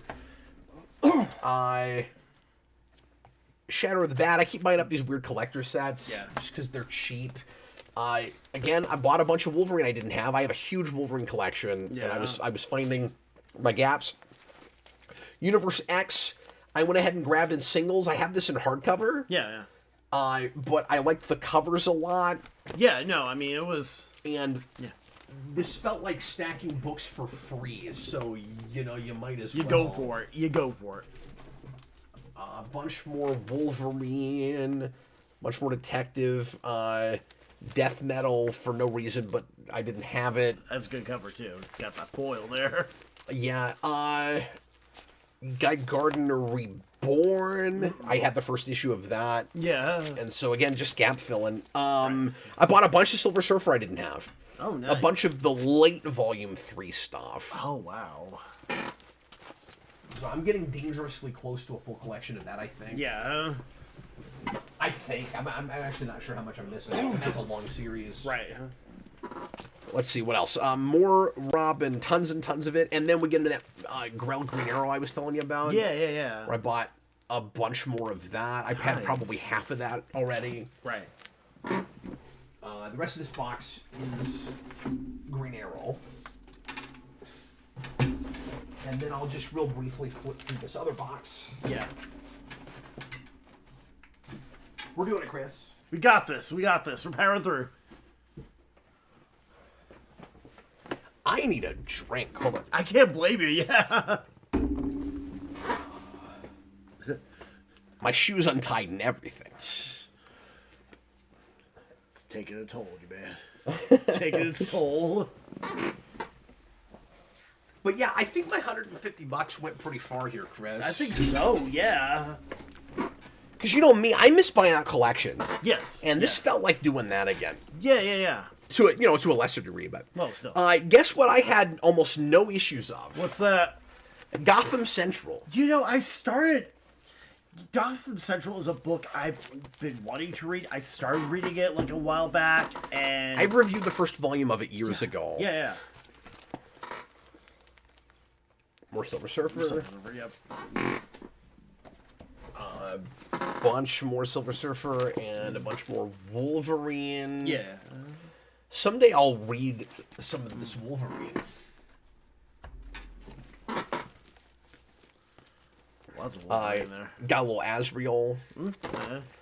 I'm putting things upside down. Yep. I really loved the original Deceased. I have not read any of the follow-ups. Right. This is all Tom Taylor, but here is Deceased Dead Planet. Nice. I like these covers a lot, Yeah. particularly this one. Da-da. More World's Finest.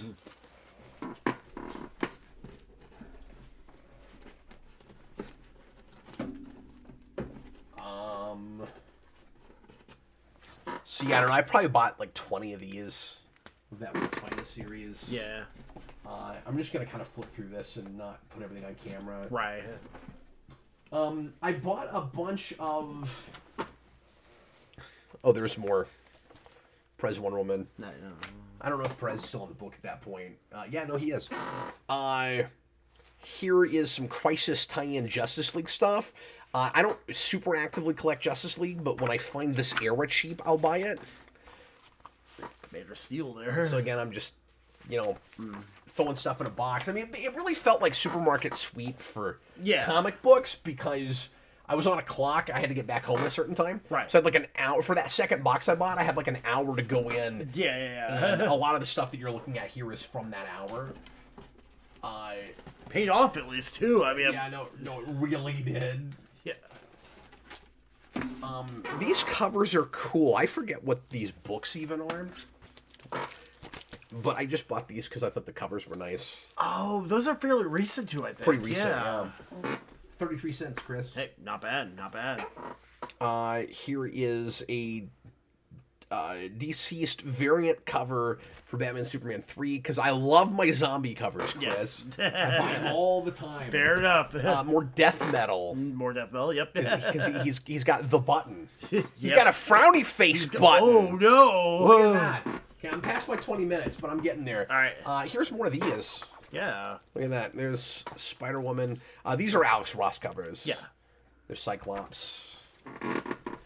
Superman meets the Motorsports Champions. Oh, wow. I love crazy crap like this. Yeah. I've got like a Radio Shack Superman comic. Like That's I buy stuff like this all the time. Look, I've got all my old Pizza Hut books too, so Yeah.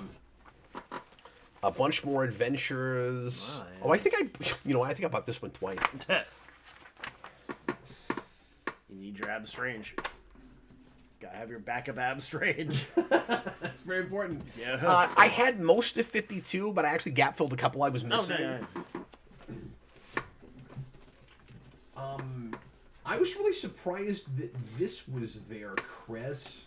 I bought maybe half a dozen issues of Topps X-Files. Oh, nice. I collected the IDW series pretty hard when that was going. Seasons 10 and 11, before we had an actual season 10 and 11. It was very strange. Just before that show came back. Yeah. They did that. But anyway, I had the first issue of Topps X-Files and had never found another one in the wild. And I found them in the sale. Yeah. Huntress Year 1, I got this whole miniseries or most of it. Nice. Yeah, a bunch of Morrison JLA, which I've been buying for a long time. Yeah. That's another one of those series that I started finding in collections that I was buying online. Yeah. And so I'll do this where I'm like something I'm vaguely interested in, but wouldn't have bought it full price or whatever, and then I'll run into a collection and I'll find like 30 of it. Yeah. And I'm like, I'll keep those. Right. And now it's a series I'm gap filling. Like now it's a commitment. Batman 89 number 4. I don't like the series that much, but I collect 89, so I'm buying them. Yeah. This Legends of the Dark Knight book. That's a cool cover. I don't know anything about the series. Batman Reptilian from Black Label. I don't know what this is like. Okay. But there it is. Why not? Might as well. I got some Jurgens Batman Beyond, which is a series I don't really care for, but I like Batman Beyond, and if it's this cheap, maybe why not? Okay, Bane Conquest. You know what this? Dixon and Nolan came back in like 17, and they did a new Bane book in their continuity. And I came to the party a little late on it, where I started collecting it at issue 2 as it was coming out. I put it in my pull. I missed one somehow. Right. I've never found one in the wild. And then there it was, 33 cents. There we go. Not that this is an expensive book or anything, but I just never run into it. And so there it was. Might as well. They had more of it, and I didn't think to check with my database on that one. I just knew I was missing one. I'm also missing 5. And it was probably there.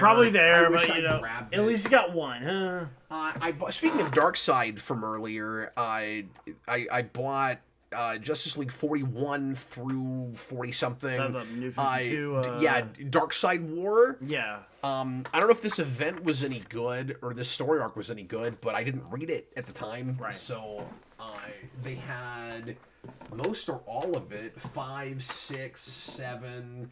I don't know how many issues this went through, but I have 1 through 7. Yeah, yeah. It's got Ultraman in it. Nice. So I'll see if that's any good. Yeah. Bunch more Superman. Ooh, more Gotham Central. Oh, nice. I didn't remember that I found any more of that. And toward the beginning, series 2 through 5. Oh, so yeah. what I showed you a minute ago was the tail end of Gotham Central. Yeah. Up through 40, which is the end of it. Right. And then here's the beginning of it, minus issue 1. Nice. Here is a bunch of Amazing Spider-Girl. I just keep finding these. Yeah. A little more Birds of Prey. Bunch more Adventures of Superman. A bunch more Electric Blue and Red Superman. Batman Adventures Continue. This was not a great series. Yeah. I thought the first issue was okay. Right. And I like the cover, so I might as well own that. Yeah. But I'm not actively. It was collecting 35 the cents, too. You might as well. That's it. Your standards are different. Exactly. At that point, I gap-filled a bunch of Superman Batman, Nice. which I'm a completionist on now. I've got a bunch of it. So that starts off as a Jeff Loeb book, and then it becomes an anthology book that a bunch of different people come on. And that was one of the first things that I read from Cullen Bunn. Yeah. And when I first met Cullen Bunn, that had just come out. Okay, cool, yeah. Bunch more Superman. And that is about it. You made it. At the end there, it's just more of that era of Superman. Yeah. But either way, Isn't that I mean, nuts? that is a nice haul. Thanks, man. Yeah. I'm really excited about how much I managed to find in that I just hadn't gap filled in a long time. Yeah. And there's so much more I could have grabbed. I know I've said this before. I've said this like twice, even before we started filming. I need to get to install, which is what I do. Dude, save up. Yeah. And because they told me they're gonna do that sale again. Yeah. Save up. Right. Come with me. It'd be really fun. Yeah. Just the supermarket sweep it. Yeah, just bring $100. I'll bring $100. We'll put our boxes out. Yeah. We'll slam it on the table. Be like, we'll do a lot better than we did at the casino. Yes, we will. We'll get a lot more bang for our buck than we did when we went to the casino. Yes, we will. You did better than I did. I mean, yeah. You broke even. I did not break even. Yeah. Anyway, well, we made it through. We did. All the boxes. You somehow managed.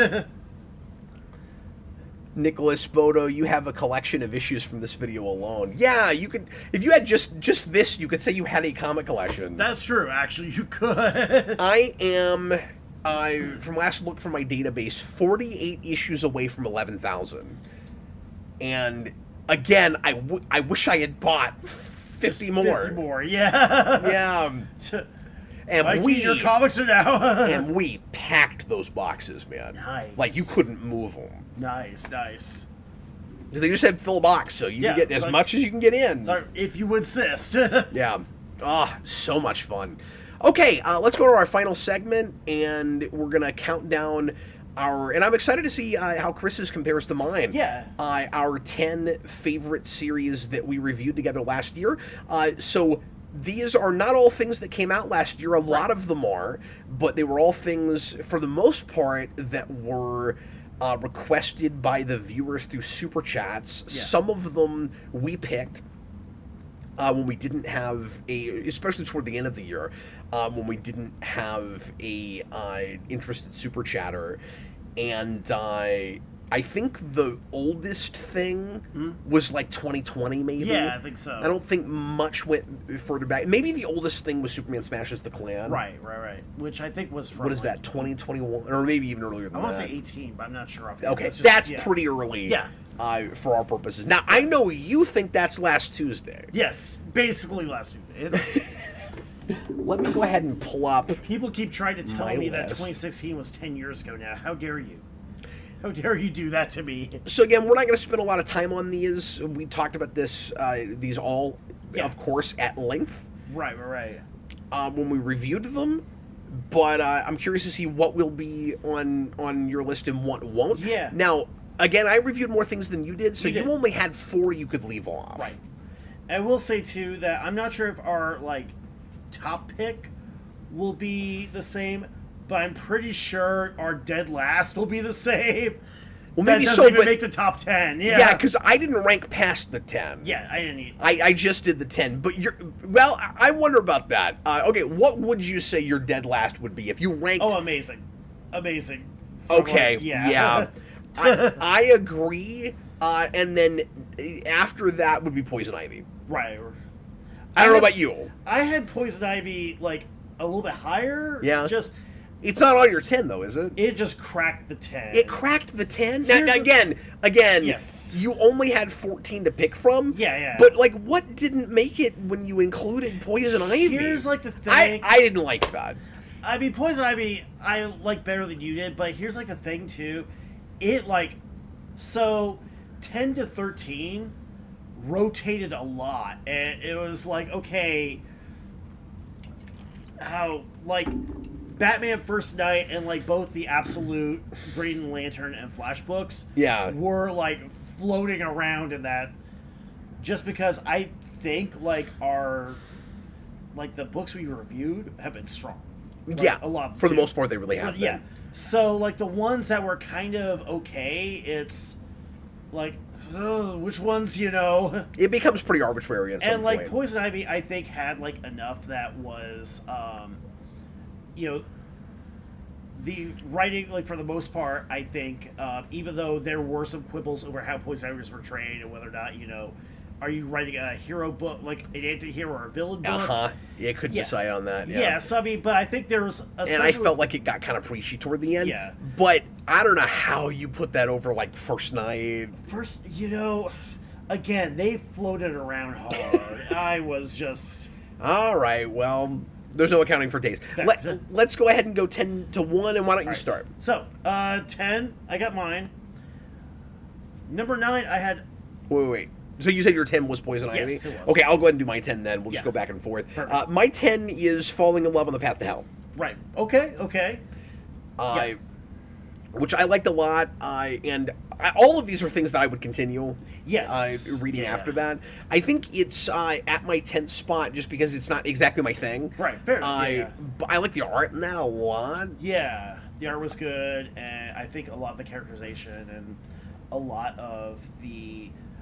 I'm going to spoil it right now. That was my number 9. Okay, cool. Yeah. Which so we're right there together. We are, yeah. And I think like I'm really buying the chemistry with those characters. I like that you've got one that never stops talking and one that's practically mute. Exactly. Yeah. That's cool. And even just like the mythology around it too is interesting. Yeah, the mythology is really interesting. Right. I don't know how much we talked about this, but just the idea of like the West meeting the East as a romance. Right. And a really unlikely kind of romance. And like it's a really violent book, but it's also a real kind of, in its way, a cute book. It's got a core. It's got like a core heart to it. Yeah. Yeah. Absolutely. So, what is your number 9? My number 9 is Radiant Black. Okay. Yeah. Which I want to like more than I like. It's really it's good. Yeah. I feel like it could be just a tad more focused. Right. And excuse me, sorry. And it probably gets better. Yeah. Like we only read the first arc, and I liked it conceptually. I like that protagonist. I like how Spider-Man it is. Right. The impression I got with Radiant Black is that the better stuff was to come. Mm-hmm. And even just when we got to the end of that first arc, it wants to be invincible. It does, yeah. It wants to be invincible, but also too that the other characters, the other Radiants, especially like Radiant Red. Oh yeah, I forgot about that. Yeah, so I think that's when it gets really interesting. Yeah, is when we start introducing those characters. Right. So yeah, if we'd been able to read more of it, it might be a little higher. Yeah. What is your 8? My 8 is actually Ultimate Wolverine. I have that placed in exactly the same place. Oh, really? Yeah. That's why. Yeah, same here. Yeah. My big worry with Ultimate Wolverine is that we've read what's worth reading. I think you're right. We haven't gone any further, but as soon as he starts talking, and he's got his memories back, I'm like, I don't know if I care anymore. It's like, all right, so different character entirely now. So yeah. Like what was cool about him was right. that he was the like silent rage machine that's being controlled by someone else that you can see like the inkling of possible humanity in exactly him. Yeah. But man, I thought, first of all, the art is spectacular in that. It is. And it's a stroke of genius to make him Winter Soldier. That's so freaking cool. Yeah, the minute they said the words Winter Soldier, it's like, all right, I'm on board. You got me. We're here, yeah. Yeah, and like the look is really cool. He's like a Mortal Kombat Exactly, character. yeah. I know it's great, but I'm worried that it might have the same thing that Ultimates did. Yes. New Ultimates did. Yeah. Which is I just don't care after 6. Yeah. I'm afraid to go back to it. You know, it's funny too. That could also end up being a sequel we do. It could be. It absolutely could be. So my number 7 is actually sort of the opposite too. I put Radiant Black. Okay. I think like Radiant Black, there was enough there that even though that first arc wasn't like quite what we were hoping. I mean that sounds like crappier than I really mean it, but it wasn't quite there yet. But I did get the impression too that this is a world I want to learn more about. Yeah, and absolutely. I think best is yet to come too. So yeah, he was taking too many. I think part of my issue was he's. I mean, I have it on my list. Like I like it, but it should be higher. And I think some of it is just the liberties he's taking with like pop culture references and stuff like that. Where he's taking that a little too far. Right. Where are we? 7. Okay. Batman First Night. Okay, yeah. Apparently I like that more than you did. The art in that book is spectacular. I think that's some of Jurgen's best writing in a very long time. Batman, there were a couple of these, I'll tell you the truth, that just floated. And I'm a little bit of a sucker for 40s period pieces. I am too, and just putting Batman back in that suit in that period is part of it. I thought it was, with the exception of some swearing, I thought it was pretty authentic. The writing to that period. Now, we did complain that the villain was a little weak. Yeah. And that it kind of, the ending plays a twist or it plays a plot point as a big twist that we all saw coming. Right. And, again, too, a lot of it just felt like it just kind of happened. It's like you didn't really play this up as much. You didn't really see it like you could have. I mean, again, too, it's not that That's fair. I still think it's slightly better than Ultimate Wolverine, though. Yeah, and, again, too, a lot of these floated around. And a lot of these I started taking into account, like, how much did I like the art? How much did I like, the tone? Well, with comics, there's so many different elements. Exactly, yeah. It's like, what am I ranking it for? Right. What's next for you? My number 6 is, and this is another one that floated, and that, even though this was a book I think we both really liked, and I think this will be higher on your list too, but, Geiger. Yeah. Geiger was, We all know that's going to be higher on my list. Yeah. But again, too, we had a lot of strong titles this year. Yeah. And Geiger is... Johns is just winning right now. Exactly, yeah. I mean, I do think he's doing, the best work of his career. And I think Geiger, that was just... I feel like he and Kirkman are on the independent side kind of saving comics right now. Pretty much, yeah. I'm not saying they're the only games in town, but they're some of the bigger things people are paying attention to. Yeah. And I know... I'm hearing Remender's doing great work, but I haven't looked at that yet. Yeah, I know we were talking earlier about how, a lot of the big names in comics now are saving their best stuff for their creator-owned stuff. And Kirkman is somebody who has just flat out said, yes, that's what I'm doing. Yeah. I want to own my good stuff. Yep. So and that's smart. Yeah. I'm with you on Geiger, where it's such a clean, complete, tight story. Yeah. That it'll be really interesting to see what an ongoing with that even looks like. Exactly. But I was just surprised by how superhero it ultimately ends up being. Yeah. And I think just the idea of having a post-apocalyptic superhero that isn't just like Days of Future Past. That's a great point. Yeah. I mean, that's something that is... And his origin is just great. It is, yeah. And really sad. Yeah, oh, for sure, yeah. Especially when you see... the thing with the bunker... Come on! Ripped my heart out, too. Yeah. Oh, no, why are you doing that, Johns? Why? And that's one of those cases where you know where that's going, and that's why it works. Where you're like, I want it to be anything but what it has to be. Yeah. Oh. Yeah, exactly. It's great. But also awesome world building. Yes. My number 5, that's where we're at, right? It's 5. I didn't number these. My 5 is Absolute Martian Manhunter. Fair, yeah. And that's a book that you read that I've started on my own. Oh, okay, cool. But you didn't review it with me. Didn't review it with you, no. And I talked about that last night because that's one of the places where we've got crossover with books I was buying last year that I ranked last night. But wonderfully psychedelic. Yeah. Really, really disturbing in cool ways. Yeah. Doesn't look like anything else you've ever seen. The Right. Martian vision is such a cool idea. Yeah. And it just lost me a little bit toward the end of that arc. I need to reread it. I feel like altogether maybe I'll have a better sense of what's happening. Yeah, yeah, yeah. The white Martians are just super creepy. Right. But yeah, it's wonderful. So yeah. So my number 5. Yeah. I put Void Rivals. I forgot about Void Rivals. Oh. Somehow, you know what? I've got it listed in my complete list. Yeah, yeah, yeah. But I forgot to rank it. It's not in here, and it should be. I thought I did that.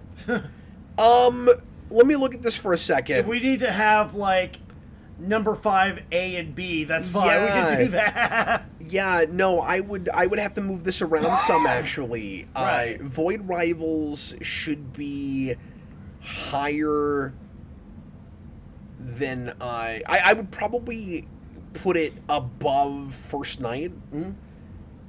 And then if I left everything in the sequence it's in, I would probably have to lose Falling in Love on the Path to Hell. Yeah, yeah, yeah. Which I kind of hate. Oof. But anyway. Oh, man, that sucks. Consider Void Rivals my, 7. Yeah, fair. Or 6. Again, we can have, 6. 6A, 6B. I'm okay with that. Anyway, yeah. We can have ties, Oh, right? I screwed this up. That's so weird. How did I do that? Anyway. Yeah, either way. So, yeah. That was my number 5. Again, I like the dynamic between the characters. I was a sucker for a lot of the crossover stuff. Like, the second I saw a Transformer, it's like, okay, yeah, especially since the way it's presented, and when you see, like, this massive Titanic robot, and it's, like, a guy you recognize. Well, and Austin and I talked about this last night. How cool would it have been to buy that book just on Kirkman's name and have no idea that it was related to any IP? Exactly, yeah. And then all of a sudden, like, I forget who it was. I forget which... Astro Jam. Astro Jam, yeah. So, yeah. When that scene happens, Yeah. it just blew my mind, even though theoretically I knew it was coming. Huh? Yeah, yeah. I think it's a bigger deal in Cobra Commander. Yeah. Oh, yeah, for sure. With the Megatron thing. Yeah. But, yeah, no, it's exciting, and... I like how original that feels. Like I would enjoy that book regardless of IP. It's a solid, just sci-fi story too. It's a solid with like characters. And again, we talked a little bit about Falling in Love on the Path to Hell. How those two characters have such a great dynamic. And even though this is polar opposites, yeah. And this has that too. Yeah. And this, we said this when we reviewed it, that from the beginning it feels like it could butt into a romance. Yeah. But like where we were at the end of it, those characters still, like they're becoming kind of loyal to each other. Yeah. But you're kind of questioning that loyalty, and one is more so than the other one, if memory serves. Yeah. I love making the Quintessons the bad guys. Yeah. I mean, it's just that was exciting, and all of the sorry, give me a second. Yeah. The kind of like master planning in that is really well done. Yeah. In like the kind of conspiracy in like forcing the rivalry between not just those characters but those peoples. Yeah. And the way that kind of parallels like the divide in the country right now. I thought that was really sophisticated social commentary. Yeah. And again, it's just classic sci-fi. It's just classic, you know. And again, with or without the IP, I think it can stand either way. So. So yeah. Okay. Well, that whole thing really threw me off. Yeah. We've got 5 left, right? Yes. Okay. That was my number 5. Okay, my 5 is Superman Smashes the Klan. Nice. Okay. Yeah. Which I assume you're going to have a lot higher than mine. Well, Superman Smash the Klan is was kind of an all-time fave coming in too, but so yeah, and that's sort of a weird one to have with the rest of this because it's a little older. It's a little older. It's kind of not even fair. Yeah. But just for my sensibilities, like there are other things that I kind of enjoyed more, I guess, Yeah. or just bigger deals to me. Right. But I was surprised by how Superman character driven that was. Yeah, I really no. thought he would be more in the background. Yeah, exactly. And I love that they made it an actual Superman story. They made an actual Superman story, but they also gave Superman such a great arc too, and they tied it in with it's just such a well constructed story too. It's cool that it's simultaneously throwback and feels theoretically like it's rose tinted glasses. Yeah. But is real nuanced and shades of gray with what's like actually happening in the country and stuff in that period. Oh, for sure, yeah. So like the kind of thoughtful and sophisticated way that it handles the big heavy topics. Yeah. While letting Superman feel very Silver Age. Yeah, I mean, it's such... We said this when we reviewed it. It looks like an all ages book. Right. And it sort of reads like it, except for when it doesn't. It gets real fast. Too. Yeah. Yeah. But it's also like it's a smarter book than it even wants to portray itself as. Yeah. It wants to portray itself as sort of the cartoony Saturday morning adventure almost. But then it's dealing with like bigotry. It's dealing with all these really heavy topics in such like a smart way too. Well, and that's I think I said this when we talked about it. That's exactly what My Adventures with Superman is doing. Yes. Where that show like looks like kind of Saturday morning cartoon through more of an anime lens, I guess. Yeah. Oh yeah. It's very anime. It feels real all agey. Yeah. And then you get like the most terrifying Brainiac besides Absolute, and you're like, what am I looking at? Exactly. Yeah. Yeah, it's wonderful. Okay, where are you at? 4? 4. So my number 4 was actually Cobra Commander. We put it in the same place. Okay, that great. is also my 4. Cobra Commander is such such a great book about a guy who sucks, and that's the best way I can put it. Like you don't really root for him or want to root for him, but when you kind of see he's likable for all the wrong reasons. He's likable for all the wrong reasons, yeah. And that's refreshing because we these days don't know how to tell stories about bad people. Yes. We think that's a no-no. Yeah. That like you have to like full on relate to and sympathize. Yeah. Like in a I want to have a beer with you kind of way with your protagonist. No, you don't. Right. And I mean, again, too, like we were kind of saying, like, with like Poison Ivy too, how that was sort of like it's kind of a big failing of that too, where even though there were a lot of things I didn't like about that book, they still couldn't quite figure out, is she an anti-hero, is she a villain, and that kind of That's why that shouldn't be on your list. So... I'm just kidding. But I'm really glad that I was introduced to that property through that book. Yeah. Because I've never read anything G.I. Joe, and now I'm much more open to it. And the thing too with G.I. Joe is I love how dead serious and ridiculously silly it is. I know, yeah. all at the same time. Like, and that is hella violent. Oh. That book is so absurd, so Saturday morning absurd to be as insanely bloody as it is. To be as like massacre laden as it was. It's great. Yeah. Shouldn't work.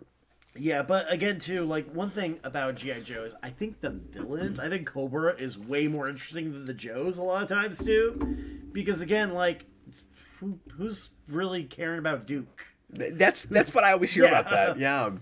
So, my number 3 is actually Hyde Street. Hyde Street I've got higher. Yeah, it's fair. Look. I fell in love with Hyde Street. Hyde Street was good. And real good. You could say recency bias, but it's been a month now. Yeah. And I'm still on a little bit of a high with that. Yep. Yeah. Well, it was also such a memorable cast of characters. Yeah. And it was a book that sort of just caught me completely off guard, too. Like, I knew nothing about it going in. And again, to talk about with First Night, you've got that old-time Hollywood aesthetic in parts, too, where you've got, like, Frankenstein and such all the interesting character designs, all like the dynamics at play too, and again, just it being a gorgeous book. Well, it feels like Twilight Zone if it was serialized. Yes, yes. You know, it's like if you took a bunch of Twilight Zone episodes and you let them actually talk to each other. You gave them like a meta plot. Yeah. That's exactly the right way to put it. Yeah. And just it's structured really impressively well, and I love the framing device of here's this like board of all these characters that are having to keep track of how many people that they've stuck on Hyde Street so that they can, like, you know, get their souls sucked out, right. and then eventually they can leave. And so we see all these names of people we've not met yet. You keep waiting for them, and that gives you this incentive to keep going. And then you have the crappy kid who doesn't want to leave. Mm-hmm. He's like, okay, you're gonna kick me out? Wow. Yeah, and then you get his opposite in the guy that refuses, the like Frankenstein guy who refuses to kill anyone. Yeah. So you get the guy that's like really knocking him down. Yeah. And then you get the other guy that is staying there, who looks like isn't taking out anybody. And again, he looks like the monster versus like the Boy Scout. And I guess the one thing they have in common is they're not trying to leave. Pretty much, yeah. I guess that's interesting. Exactly, yeah. That was such a breezy book. Yeah. I just wanted to keep going. I know, yeah. It's only on like 10 or 11. So we read half of it, and it's relatively new. Right. So I'm going to try to buy that in singles and catch up. Yeah. Again, like, so much of it, there's so much of the world that you just want to explore, and I think it kind of sort of baits you in a really interesting way, too. Yeah. Because there's so much out there, and it's like, yeah, there's more. It's coming. My 3 is Geiger. Yep. And there was a point where I thought if we did this list, it would have been number 1. Right. And I couldn't do it. Yeah. There were just other things that had to go above it. This was a hard list to write, I gotta be honest. Was it? It was. What's your 2? My 2 is actually Absolute Wonder Woman. I also have Absolute Wonder Woman at 2. I think, like, just Absolute Wonder Woman is both, like, such a new take and such, like, so true to the character. Classic Wonder Woman all at the same time. Exactly, yeah. Yep. It's going to be my definitive version of that character. Yeah, and I'm getting into Perez, and I really like it. Yeah. But they infused her with Angela and put her in hell, and that's all I needed. Fair apparently. enough. That is entirely and still made her the most altruistic version of the character. I know, yeah. And by the way, I had it at number 1 on my list last night. Right. For books that I bought last year. Yeah. And so the only thing that eclipses it is a book that I have not bought in singles yet. So yeah. Which is Hyde Street. Fair. As you could guess. By as you could guess, yeah. So, and my number 1 was Superman Smashes the Klan, just because that's been an all-time fave, just, you know, for years at this point. I'm coming in with biases here. Oh yeah, fair enough. Yeah. I figured you'd probably do that. Yeah, I mean, because again, it was a book I picked up just out of, you know, curiosity, and it just hit me because I wasn't expecting what it was, and so either way, like Absolute Wonder Woman, it makes me so freaking happy every time I read one of those. I know, yeah. And it's insanely consistent in its quality. Yeah. There's an arc in the middle that I've not read yet, but I've read the most recent 3 issues and the first like 6. Yeah. I think, and anyway, plus I don't know. more. It's just it's like the best thing, and like I probably It's kind of weird, I guess, that I didn't put it above Hyde Street, but Hyde Street just surprised me so much. Yeah. Hyde Street is so, like, well crafted too. I mean, that's like, I mean, a lot of the writer in me feels like I have to put it above it, above it. Absolutely, I think. I mean, that's fair, especially with, like, again, the fact that there's so many stories that are tied together. And that I feel like it could go for 100 issues. Yeah. And I mean, it's funny too because and every character could spin off. Yeah. But the fact it fits together so well. The fact that, like, John's clearly, if he doesn't know where he's going, he's faking it super well. Yeah, I mean, he's doing the Breaking Bad thing if that's the case. Yeah. So. Yeah, Nicholas Poto. I realized the High Street was the last thing we reviewed last year, and that's why I said like maybe there's some recency bias, but I've had a month away from it. Right. Sometimes too. I mean, when a book hits out of nowhere, it just sticks with you too. And I think like part of it was, again, like part of it with Superman Smash of the Clan is I wasn't expecting this really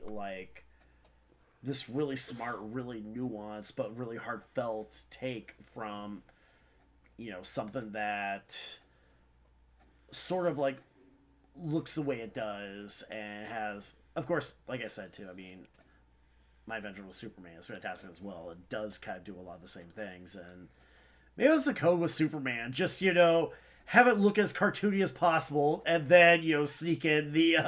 Yeah, and I don't think they're looking at that book. I think they're both looking at Fleischer. Yes. I think is what's happening there. I mean, look... I was going to say, like, Batman the Animated Series look at Fleischer. Like, to some extent, the James Gunn movies look at Fleischer, too. I mean, it's funny how much, that's sort of, like, such a cornerstone. Remains really influential. Yeah.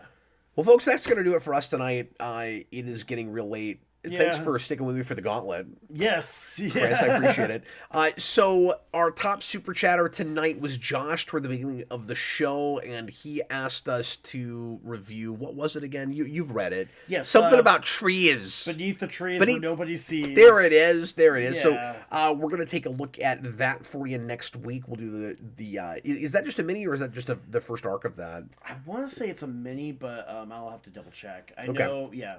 Well, we'll do either the first arc or all of it, whatever it is. I know there's sequels at least. Okay. Yeah. So we'll take a look at that for you next week, and we'll look at new books and whatever's coming out the next day. And we're planning to keep this as weekly as possible. So thanks a lot for watching, and we'll see you again next time. I was Captain Logan. This was Chris. Bye, everyone. Good night, everybody. Night.